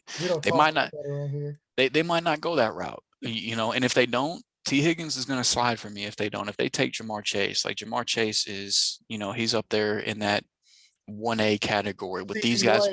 Yeah, he's up in there. CD, look, as much as I've talked about how much I love Jerry Judy and CeeDee Lamb, if I threw Jamar Chase in there, Jamar Chase would have been wide receiver 1 last year. Okay, like Jamar Chase is special. If he lands in Cincinnati, I'm sorry, T Higgins, you're going to be a great role player in this league, but that's about it.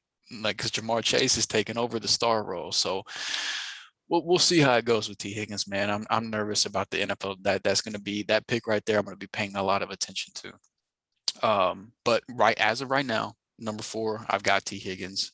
Assuming they don't, add another playmaker, I think he's in a position to make a lot of noise continually. Number 5, I've got Brandon Ayuk. I do share some concerns in terms of Deebo Samuel. The 3 games Deebo Samuel plays next year, he's going to be really good. George Kittle is going to be incredible. Who knows? They're another team. They're picking number 3 overall, man. They're going to have a new quarterback. We'll see who that quarterback is. But this is more of like a trust in Kyle Shanahan type of thing for me, where Brandon Ayuk, they spent first-round draft capital on him. They traded up for a quarterback. They've got a plan in place. Kyle Shanahan's one of the best offensive minds in football. I'm just going to trust that. Number 6 for me is Leviska Chanaut Jr. And, this is, the production he had with a poor quarterback play around him. No quarterback. Yeah. Jake Luton. Coaching staff was blah. And Leviska Chanaut, despite all that, had a great rookie season. He's going to come in with Urban Meyer, who is experienced. Trevor Lawrence, who, whoever, depending on who you ask. Yeah, what more can we say about Trevor Lawrence, So, and then DJ Chark is a free agent after this year. We'll see if the Jaguars, plan on bringing him back. But there's a good chance that going into 2022, Leviska Chanaut is wide receiver 1 for the Trevor Lawrence-led Jacksonville Jaguars. Like, that is a realistic possibility for his career outlook, and he was great last year in the time that he got. So, I've got him at 6. I've got Chase Claypool at 7. Michael Pittman Jr. at 8. By far the biggest fall for me. I had post-draft, Jalen Rager was at 3. He's down at 9 now. Damn near could be at 10, because I think I might, just from a fandom standpoint, with Van Jefferson. Van Jefferson's number 10 for me. I probably like him more than Rager too, just because I'm a Rams fan. And if somebody offered me Rager for Van Jefferson, if I had him somewhere, I would probably take it. And then Denzel Mims rounded out basically my top 11, essentially, is what I ended up going post-draft. But yeah, so clearly the debate is right there at the top, which is it sounded like a lot, but we really are splitting hairs. It truly is 1A, B, C for me. No, it's 1 and then 2A, 2. No, it's really not, man. It really isn't, because CeeDee Lamb wasn't even my. For you, for me. Oh yeah. Okay, for you. For you, maybe it is. For me, it truly is like a 1A, B, C situation. Yeah, there's a 1A, B, C, all right, we'll say it's 1A and 1B at the top for me, and that's 1A is Justin and 1B is Jefferson, and then you got number 2.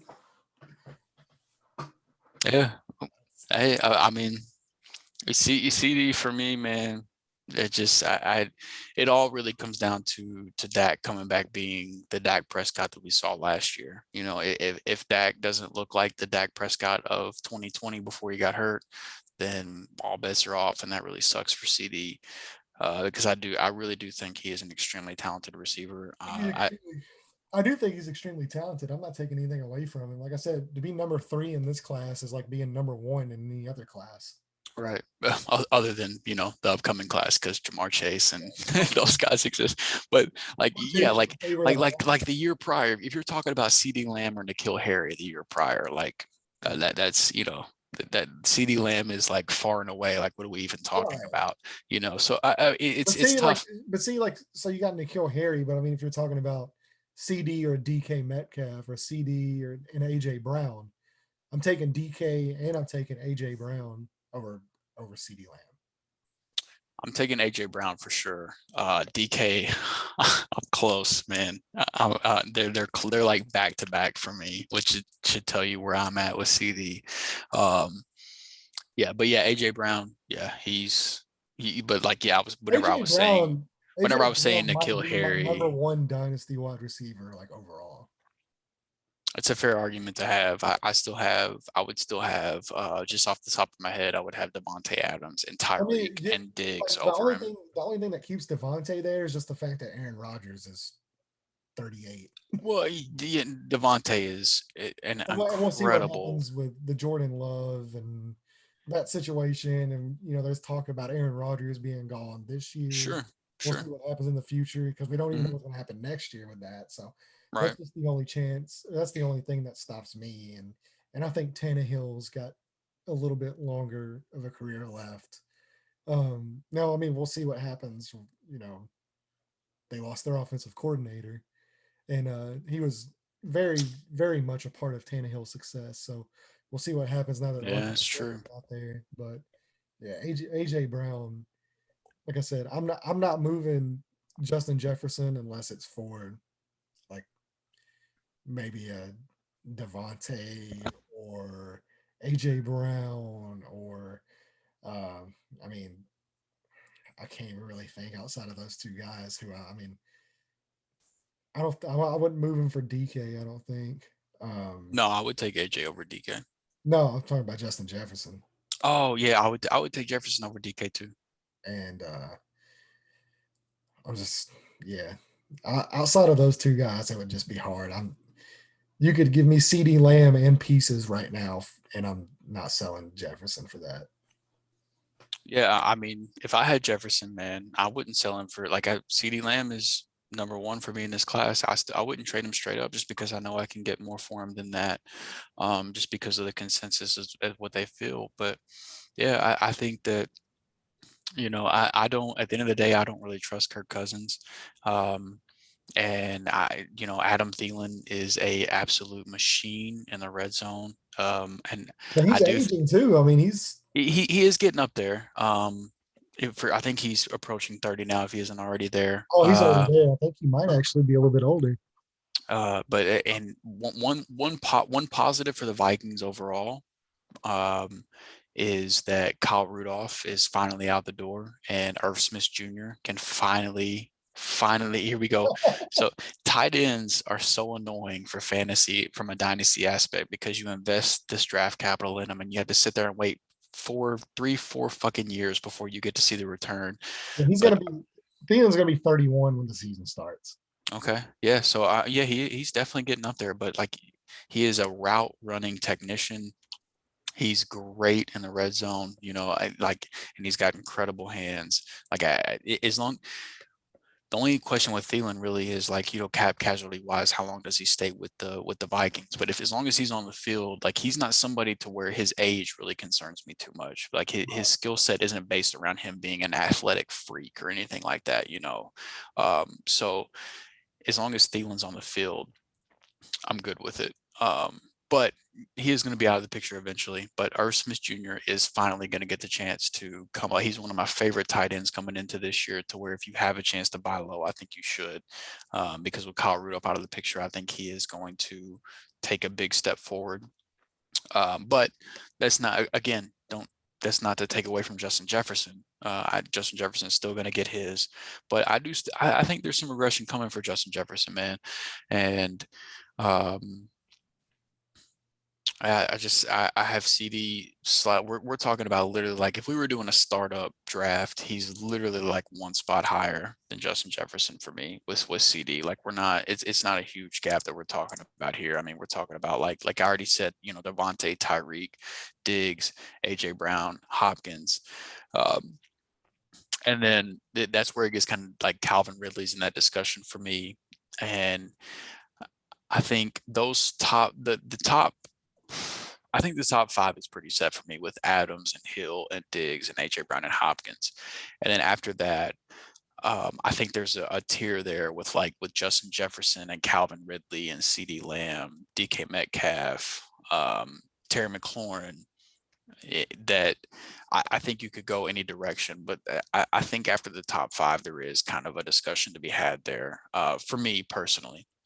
And now for me, whenever I look at Dynasty, I'm looking at a 3 to 5 year window for me. I'm I'm not talking about like I need to have these guys their entire damn career. And like, cause that's just not, if you look at Dynasty like that, you're not being realistic because people make trades and make moves and stuff like that so long that you're not Yeah, like, I mean, I agree to an extent. I think with running back, especially, you're looking at like a 3 to 5 year max.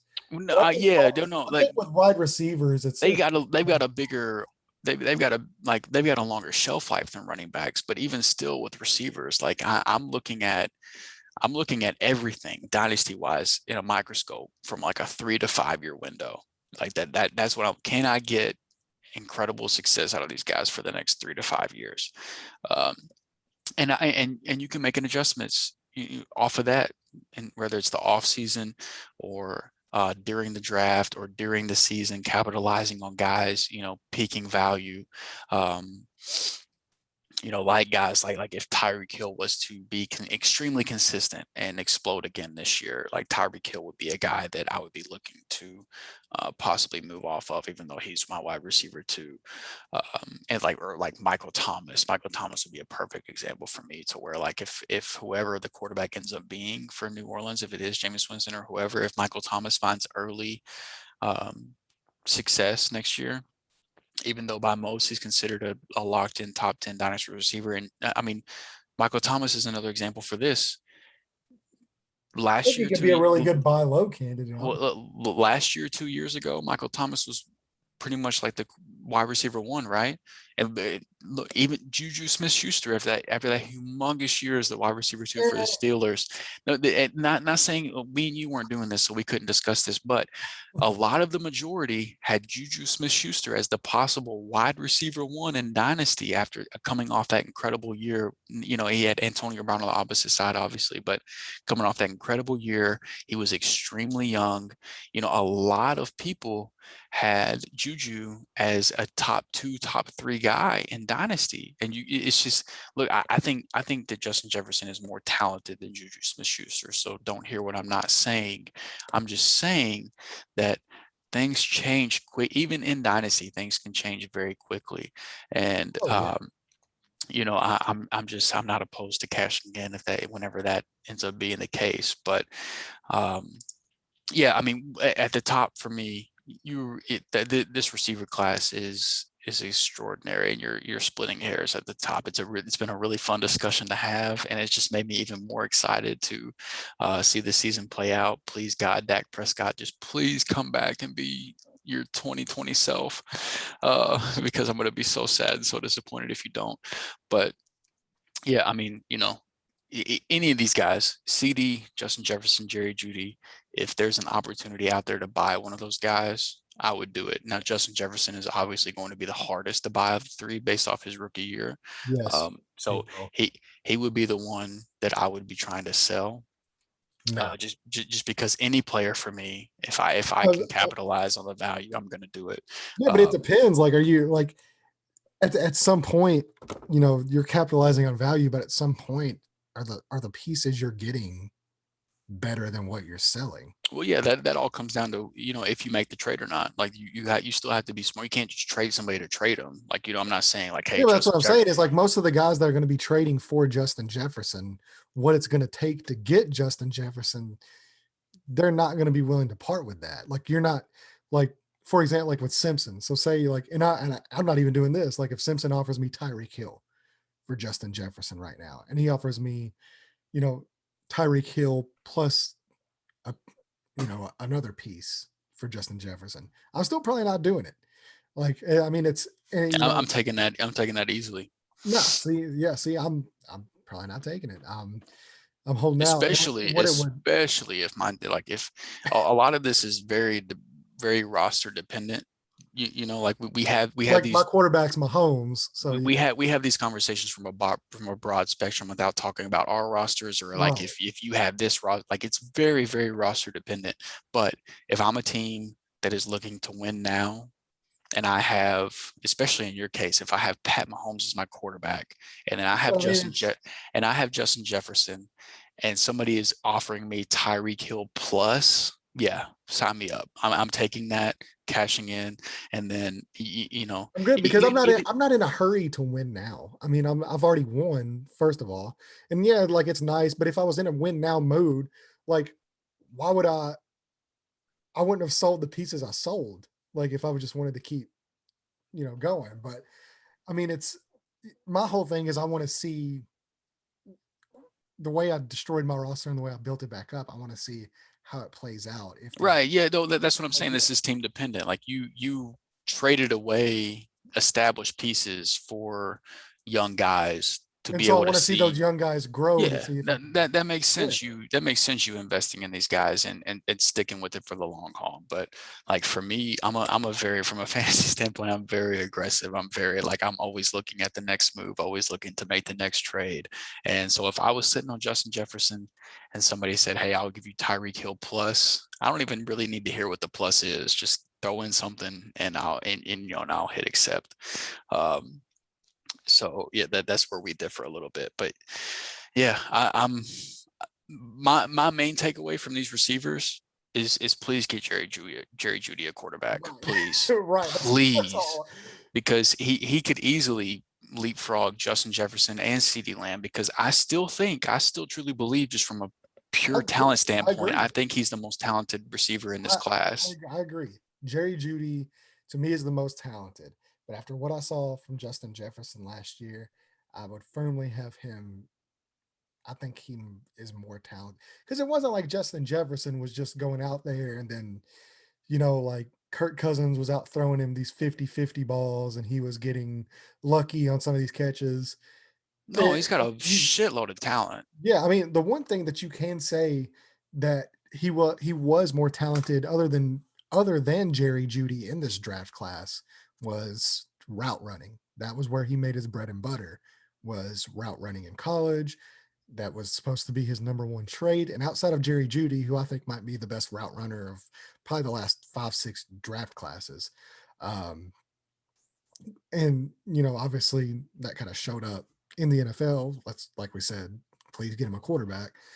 Mm-hmm. But that's one thing that translate to college. I just don't think that people thought he was going to be as productive down the field and as explosive of an athlete as he ended up being. Right. So I think that's just where I have him because I think he's a better route runner than CeeDee Lamb. Um, I don't think he's as fast, but I think he's just as explosive in the short area game. And he's a guy that proved to be very, very hard to bring down whenever he did catch the ball. Um, and to me, his hands are better than CeeDee Lamb. I think he's got, you know, I think he can catch the ball better. I think he has a better catch radius because I mean the guy's damn near 6'3", 6 foot. I mean he is 6'3", but I think he's damn near 6'4". So he's and CeeDee Lamb, I think he might. What is he, 6'2"? So he's just like an inch or two smaller. But I just think the route running and the hands of Jefferson are better than CeeDee Lamb.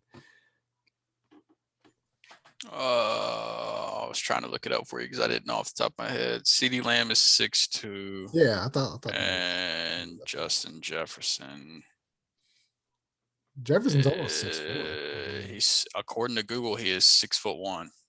No, he's bigger than that. The Google has him listed at an inch shorter than CeeDee Lamb. I don't know. I have no idea what. It's just, whenever you type something in Google, Sleeper has him at 6'3". yeah, whenever you type something in Google, if there's like a relevant search that pops up with what you're looking for, it'll just pop it up in that text box. It had 6'1" pop up for Jefferson. So I have no idea I don't know if they're pulling that from the Vikings team site or from from I mean, regardless of NFL.com or, size, I mean, yeah, but I mean, their height, they're inches apart regardless of which direction you go. yeah. But yeah, I think that, like basically the way I feel is if you flip flop CeeDee Lamb and Justin Jefferson last year, if CeeDee Lamb was a Viking and Justin Jefferson was a Cowboy, I think CeeDee Lamb is more than capable of doing exactly what Justin Jefferson did last year. I really am. I think I he's mean, just as talented. if it was like that, then somebody except Jefferson would have done it already. So, I mean, it's not Well, like we haven't had receivers come in the league that aren't more talented than Justin Jefferson. So, and the fact No, that they're definitely more talented ones in yeah, the league. But yeah, that's what I'm saying. Like, I um, mean, if it was that simple where you could just plug a guy in there and he I'm would, not saying it's that simple. I'm just saying that I think that CeeDee Lamb is that talented to where if he had that consistency and at quarterback and and just in the offense in general, um, that I think if you flip flop the two, I think CeeDee Lamb is more than capable of doing the exact same thing. I'd And same thing with Jerry agree. Judy. If you put Jerry Judy out there in Minnesota, I think he could have been breaking rookie records as well. I think Justin Jefferson is an incredible receiver who landed in an incredible spot with a clear opening at the wide receiver 2 position that turned into the wide receiver 1 position. I mean, he's the wide receiver 1 of the Vikings. Let's not, mistake that. Like Adam Thielen's a great receiver, but he is the wide receiver 2 on that team now. Um, but I think that Lamb and Judy are both talented enough to where they could have put up those type of numbers as well if they would have been in that I, spot. I don't think so. I don't You don't think. think you don't think Judy could have done that in Minnesota last year? No, and here's why. I think the only knock on Judy that you can really find in his game is his hands. He had some drop issues last year. Um, Whenever he did actually get the ball thrown to him. And Denver fans will tell you that too, especially if you look on Twitter. They're pretty hard about the drops from Jerry Judy, but that's just the one thing that I think Jefferson has above all these guys is I just think he has the most secure hands out of all of these guys. Where if it gets anywhere in his vicinity, he's coming down with that ball. I And don't disagree with that. I do think he has the best hands of the three. I yeah, don't. and I mean when it comes and like I said, that's the biggest knock that you can put on CD Lamb and Jerry Judy are the drops were issues last year. And when you go back to college with CD Lamb, the drops were issues at Oklahoma.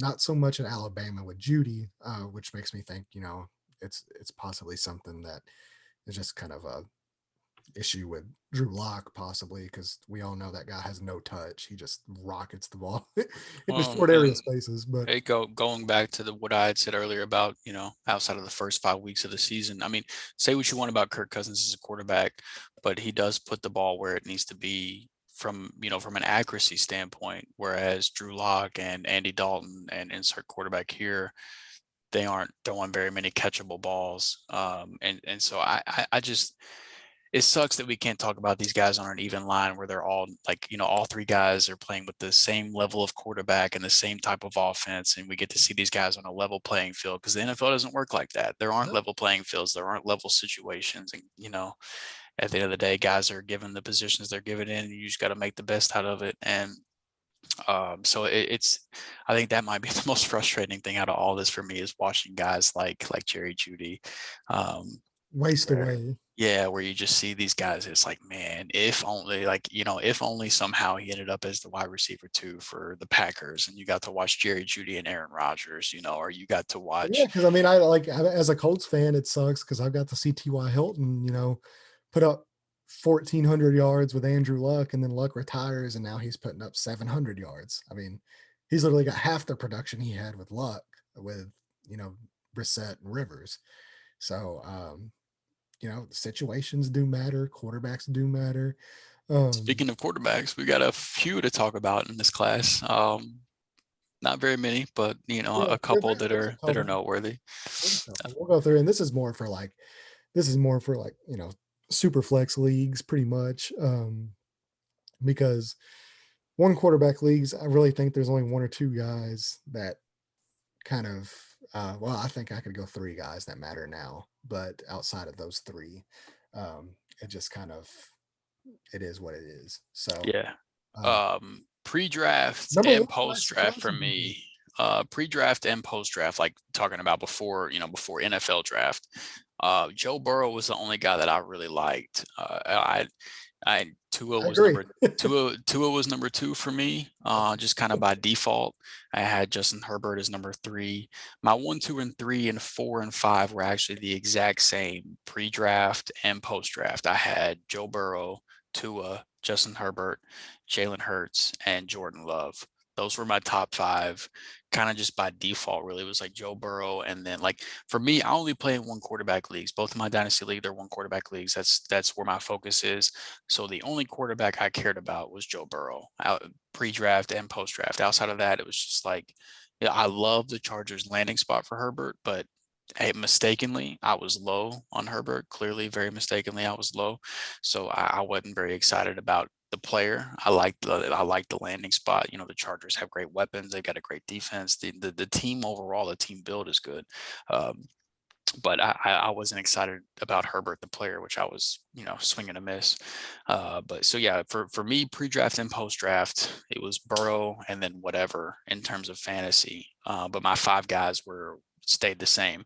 Now, post year 1, my 5 guys still stayed the same, but much different order. So before I get into that, I'll let you touch on your pre-draft and Now, post-draft. the only difference between mine was I have never been high on Tua. I've never been a Tua fan, so he was actually my fourth. Because I had Joe Burrow, and then I actually had Jalen Hurts pre-draft as my number 2, um, and then Justin Herbert, and then Tua, and then Jordan Love. So after the draft, it did kind of flip flop where Jalen Hurts obviously went to Philadelphia. So then I had Joe Burrow, then Justin Herbert, then Tua, then Hurts, then Love. Right. But now it's quite a bit different. And like I said, Mhm. number 1 might actually surprise some people. So, I mean, I don't know if you want to go ahead and get into it now, but My post year 1, my quarterback 1 for this class is Justin Herbert. My quarterback 2 is Joe Burrow. My quarterback 3 is Jalen Hurts, and then 4 is Tua, and 5 is Jordan Love. So same 5 guys, much different order. Justin Herbert has turned me into a believer, especially for fantasy. I think his situation is incredible. He looked incredible just as a rookie quarterback. And so, I'm from a fantasy standpoint, I'm bought in on Herbert, and the fact that he doesn't have a terrible injury that he has to come back from essentially is what put him over Burrow for me. yeah. Um, if they were both completely healthy, I would probably still have Burrow number 1 because I love Cincinnati's weapons as well, and I still think Burrow might be the better overall quarterback. But with Herbert, you don't have to deal with the injury recovery. You still have an incredible surrounding cast. I think their coaching staff and what they're building there they're doing it the right way in LA. So yeah, Herbert 1, Burrow 2, Jalen Hurts 3, 204, and Jordan Love 5 post year 1 for me. Yeah. So post year 1, like I said, big surprise. Uh, for me, number 1 is actually Jalen Hurts. I just think him getting thrust into that starting role, regardless of what happens. Now, this really is kind of only for next year. Like, I know we're talking about Dynasty, and I would probably have uh, Justin Herbert above him but if he does end up sticking around in Philadelphia, then I would put Hurts 1 just because I think, once again, the rushing numbers from a quarterback are the Hmm. safest bet at that position. And I think that is a guy that showed, because I believe, what was he whenever he came in? What was it, like quarterback 6, like after he started? Yeah, like the last 4 or 5 weeks of the Yeah, year, he was yeah, a top 5 quarterback damn yeah. near. So I mean, And he was only completing like 50% of his yeah, passes. exactly. And the passing numbers weren't there. So if he can clean up those passing numbers, he can get even better. Hmm. Um, Plus, they can get that offensive line healthy, possibly, maybe invest in something, maybe invest in some more weapons as well. We'll see what happens in the draft because, especially next year, if Hertz does work out this year, they could possibly have 3 first round draft picks next year to surround him with even more talent. So at that point, if he does work out, plus they get him some more help with weapons and offensive line picks, he's definitely my number 1 as far as fantasy goes. Um, then I would probably have to put Justin Herbert, and then I would put Joe Burrow. And this is really funny too. I honestly might possibly have Jordan Love, even though we haven't seen anything about him over Tua. Because for whatever, I just can't get on board with Tua. I don't think he's good. I don't think he looked good. I didn't even like him coming out of Alabama. I was never a fan of him. Um, I've I just don't think he's going to be a starting quarterback in this league very long at all. He might get some more chances, but I think there's a very good shot if Miami does not make the postseason that they look to move on from him after this season. If he plays bad enough, it's not out of the realm of possibilities. This is the NFL now more than ever is a "what have you done for me lately" type of league, to where guys are not scared of moving. Like, cut your losses, take the L if you were wrong about a guy and move on. Um, I saw some good and bad from Tua, to where this year truly. I mean, If I he don't if he can rework the way he throws the ball, I then don't want to be, more yeah, favorable. I don't want to be, I don't want to, buy into the "what have you done for me lately" type of thing. But all the news around Miami is that Brian Flores is working around the clock to fit this offense to what Tua does best. And so, they're going to put a product out there this year surrounded completely around trying to help Tua succeed. So if Tua, like, that's why post year one, he's number 4 for me. To where I think that you could, I think he's a good buy low option in a I super think flex Jordan. league. Yeah, I just think Jordan Love has more talent as a quarterback than Tua does. See, I didn't like Jordan Love at all coming out of college at all. He was just kind of number 5 by default, just because He's so raw. he had the draft capital. The Green Bay traded up to pick him instead of giving Aaron Rodgers any kind of help. Um, so This is gonna sound like this is gonna sound awful too, but Tua, like, he honestly reminds me of Tim Tebow. oof, Yeah, golly. that's That hurt. That sucks. I'm yeah, sorry. that's I'm sorry, Tua. yeah. I mean, and it's nothing. That's not even really like that bad of a knock. Like, I think he's a phenomenal leader. I mean, it kind of is. Yeah, Tim Tebow I was think he's a basically a phenomenal 1-year leader. starter I in the think the league. football team, but just I, I hate the way he throws the football. I just every time I watch him throw a football, I just cringe. Yeah, and it's pretty wild because I mean, me and you both have the guy that got benched for Tua in college above him, in our dime, which I never thought they should have moved on to begin with. so I mean, it worked out pretty well because they won a national championship, um, but uh, yeah, I mean, I've got, I don't have Jalen Hurts as high as you do, but I've still got him above Tua, post year one. So I mean, I get what you're saying, but I was thinking less. I'm not ready to call Tua a bust just yet. I did see some positive things from him. I saw some good throws in tight windows and some good decisions. I saw But some bad the decisions, and release is just so slow that I yeah. now I'm now really he intrigued. brings that I up. think that the thing that he has going for him in Miami for me is I think that there is a great coaching staff out there I agree. that just gets it. And I I think think the that GM's they're too. I think that's a good like a very good organization, and it's a well right. run organization. Exactly. So And I think they are going to. it's all predicated on him not improving if he stays like he is now. Now, if Tua comes out next year and he works on his delivery and his timing, and his release is a little bit quicker, and he's able to read defenses better, then obviously he jumps up, because at that point he becomes a completely different quarterback. Right. Um, but as of right now, I'm just nah.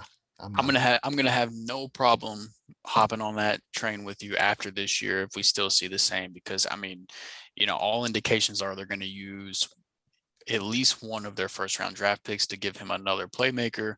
Brian Flores is in the process of reworking their entire offense to try to make him succeed. So, after all these steps they're going to take this year, and him having another year, a full off season to learn the offense, if there's no progression whatsoever, then I mean, I was already 1 foot out the door anyway, so I don't have any problem being all the way up. But I'm not ready to completely quit onto it just yet. Um, but I see where you're coming from, and especially from a fantasy standpoint. I mean, with the upside that Hurts offers with his legs, if you play in a one quarterback league, it's pretty easy to see that if you can get a running quarterback, you've got that safe floor, with Josh Allen and Lamar Jackson and Jalen Hurts and guys like that, to where even if the completion percentage isn't there every single week, the rushing floor is there, and you've got a safety net in terms of that. So from a fantasy standpoint, the case is pretty easy to be made. I don't have Hurts as high as you in terms of dynasty. Redraft, I would probably take Hurts over Herbert and Burrow, because I do think he offers more upside. But the draft capital that the Eagles may or may not have after this year makes me more nervous for Hurts and not less nervous, in terms of, they could have 3 first-round draft picks, like you said, next year. And if Hurts doesn't improve on that completion percentage and doesn't, and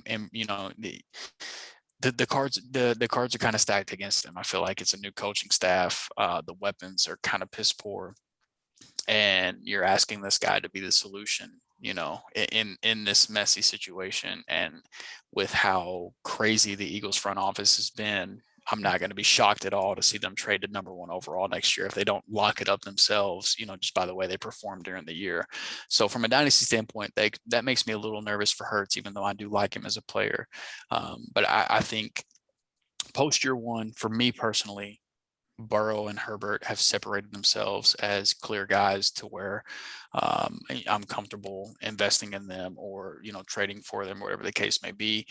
I think Hurts has incredible upside, and if you're a gambler, go get him, and you could be highly rewarded. It could burn you, but that's the gamble you're going to have to take with Hurts from a dynasty standpoint. But in 1 quarterback leagues, outside of that, I just don't care. Even Tua, like I said, I'm not ready to to bail out on Tua, but in a 1 quarterback league, I don't want Tua anyway, so it's kind of irrelevant for me. Right. So, and then that kind of anything else you want to touch on quarterbacks before we talk about an even more irrelevant position? No, we can just right into tight ends. Okay, so yeah, tight ends. I mean, Kyle Pitts is kind of, I think, made people think that tight ends should be better than they are. But the reality is Kyle Pitts only comes around once every 50 years. So you have to deal with what you got. And the reality is, man, most tight ends, I mean, you're talking about a 3-year investment before you see any type of return on a tight end in a rookie draft. If you're lucky, or if you've got a really good tight end, maybe you see some production in year 2, but for most of the time, you're talking about year 3.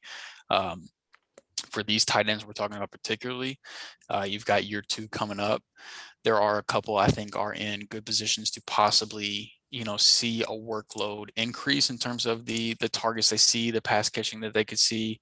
I don't know how long Jimmy Graham plans on to sticking around in Chicago, and I don't know what their quarterback situation is going to be either. If Andy Dalton's quarterback 1, count me out on all their pass catchers. I've already talked about how much I hated watching CeeDee Lamb trying to catch passes from Andy Dalton. So Well, I'd still buy Allen Robinson, but Allen Robinson is another level. It can't get worse than Blake Bortles. Yeah, Allen Robinson has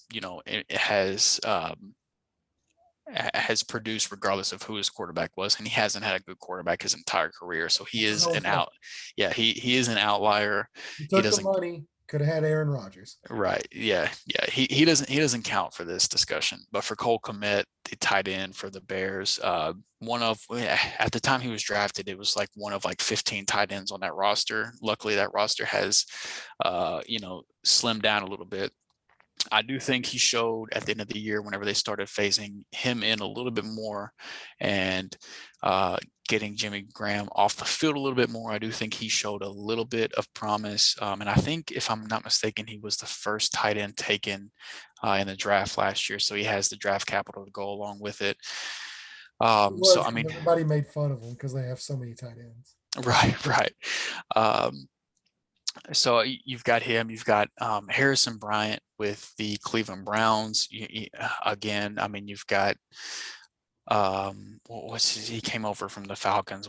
I don't know why I went blank. What's the damn guy's name? The tight end, Austin Hooper. You've got Austin Hooper that's there on the big money deal. You've got David Njoku, who they've apparently been trying to trade since the day they drafted him and just haven't been able to do it. I don't know what's going on with that. I liked Njoku too. I think he's a talented tight end. Yeah. But Harrison Bryant, there was a handful of games where Harrison Bryant was the go-to tight end just out of necessity, and he showed that he could get it done as a rookie.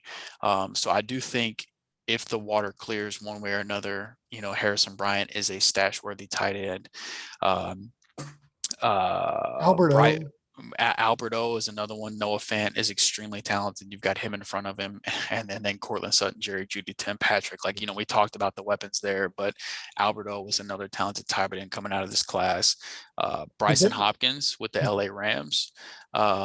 They ran a decent amount of two tight end sets, and Gerald Everett is now with the Seattle Seahawks. So now you're going to be going into next year with Tyler Higbee and Bryson Hopkins, who really didn't see the field at all last year, but he's going to see the field this year. Tyler Higbee will be the clear alpha at the tight end position for the Rams, but he's again somebody that from a developmental standpoint is going to be year 2. Going into year 3, he might be somebody people are going to be really interested in. And then the tight end for the Saints, is it Adam Troutman? Adam Troutman. Yeah. I think that's another dart throw at the tight end position as well. The biggest loser out of all these guys for me this offseason was a guy that I was actually really high on, was a Devin Asiasi for the tight end for New England.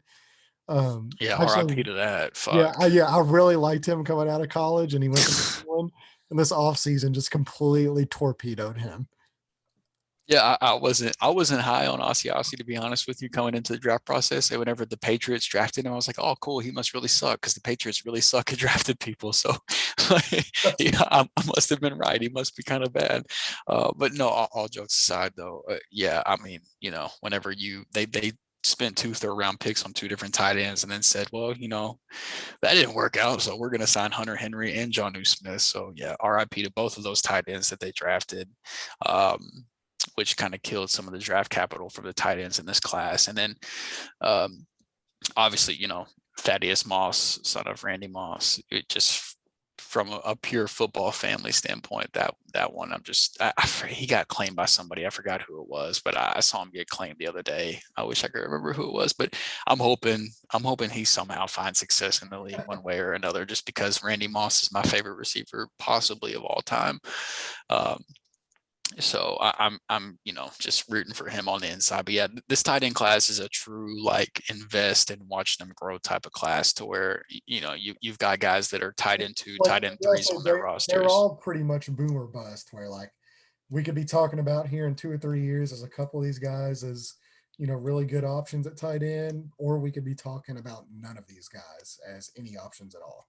Right. Yeah. And the tight end position for fantasy, for the most part, outside of the top couple guys, is very touchdown dependent. So, if you're going to roster one of these guys, you're just hoping that they fall into the end zone, that they get a goal line, they get a couple goal line targets, a couple red zone targets, that type of thing.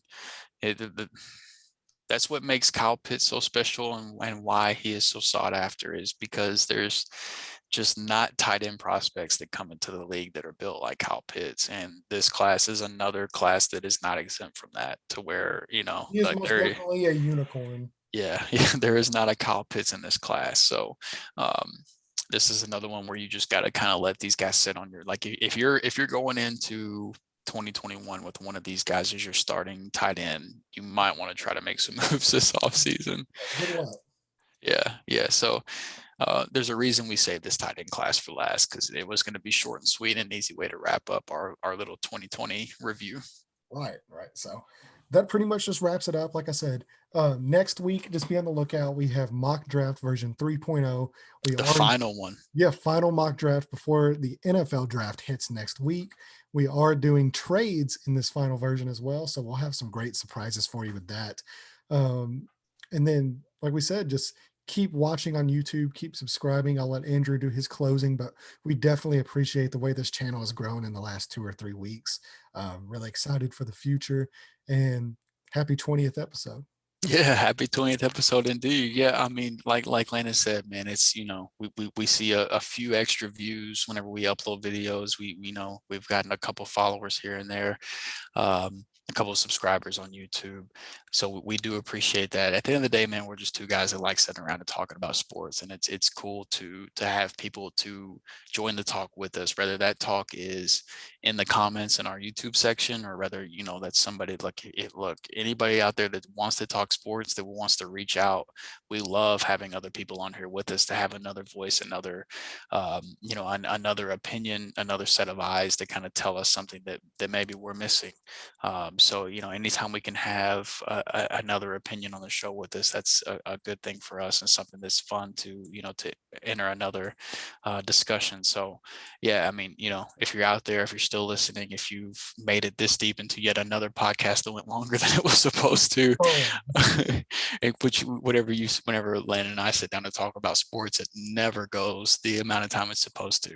And really, we actually, as long as this podcast goes, we actually cut it short. So yeah, right. Yeah, we could have kept going. This thing could have went, into tomorrow. So, if you guys like talking sports and listening about sports as much as we do, we'd love to have you guys on the show. But yeah, Apple, Spotify, wherever you find your podcast, we're probably there. Search the Amateur Experts Podcast at wherever you prefer to listen.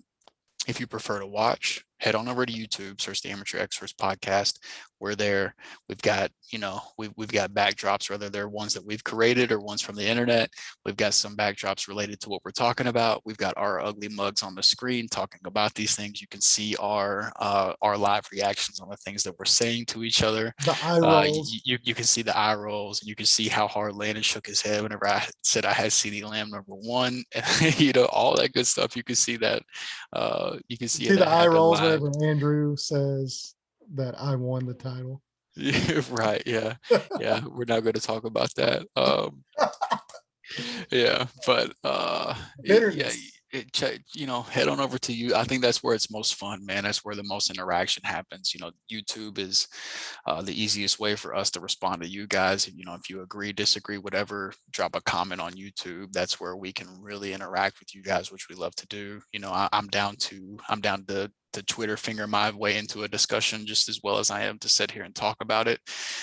So yeah, head on over to YouTube, like the channel, or subscribe to the channel, like this video, and then whenever you subscribe to the channel, be sure to hit that little nifty bell that pops up whenever you subscribe, to make sure that you're notified whenever these videos do go live, so you can be one of the first ones to watch it and to let us know why you're smarter than we are. That's the big key of all this. So yeah, be sure to not hard to do. No, we're amateur experts for a reason. All right, man. So, so drop a sub, drop a like on the video, comment, let us know, where you're going. Not only does it help us in terms of us, getting educated and talking to you guys, but it also helps the channel grow. The more likes, the more comments, things like that. The YouTube algorithms love that shit. So yeah, you guys are helping us more than just by doing simple stuff like that. So yeah, man, I appreciate all the help and support. And even if we don't gain another follower for the next 5 years, I'm down to keep this shit going, just to be able to keep doing this, man, because this is a blast. So it's a good outlet for sure. Yeah. So, with that being said, thank you guys so much for listening. Like we've said countless times, and get ready for next week. Very special episode. Super excited. Another one that's going to go much longer than it should. Yeah, definitely. So thank you guys so much, and we will catch you next week.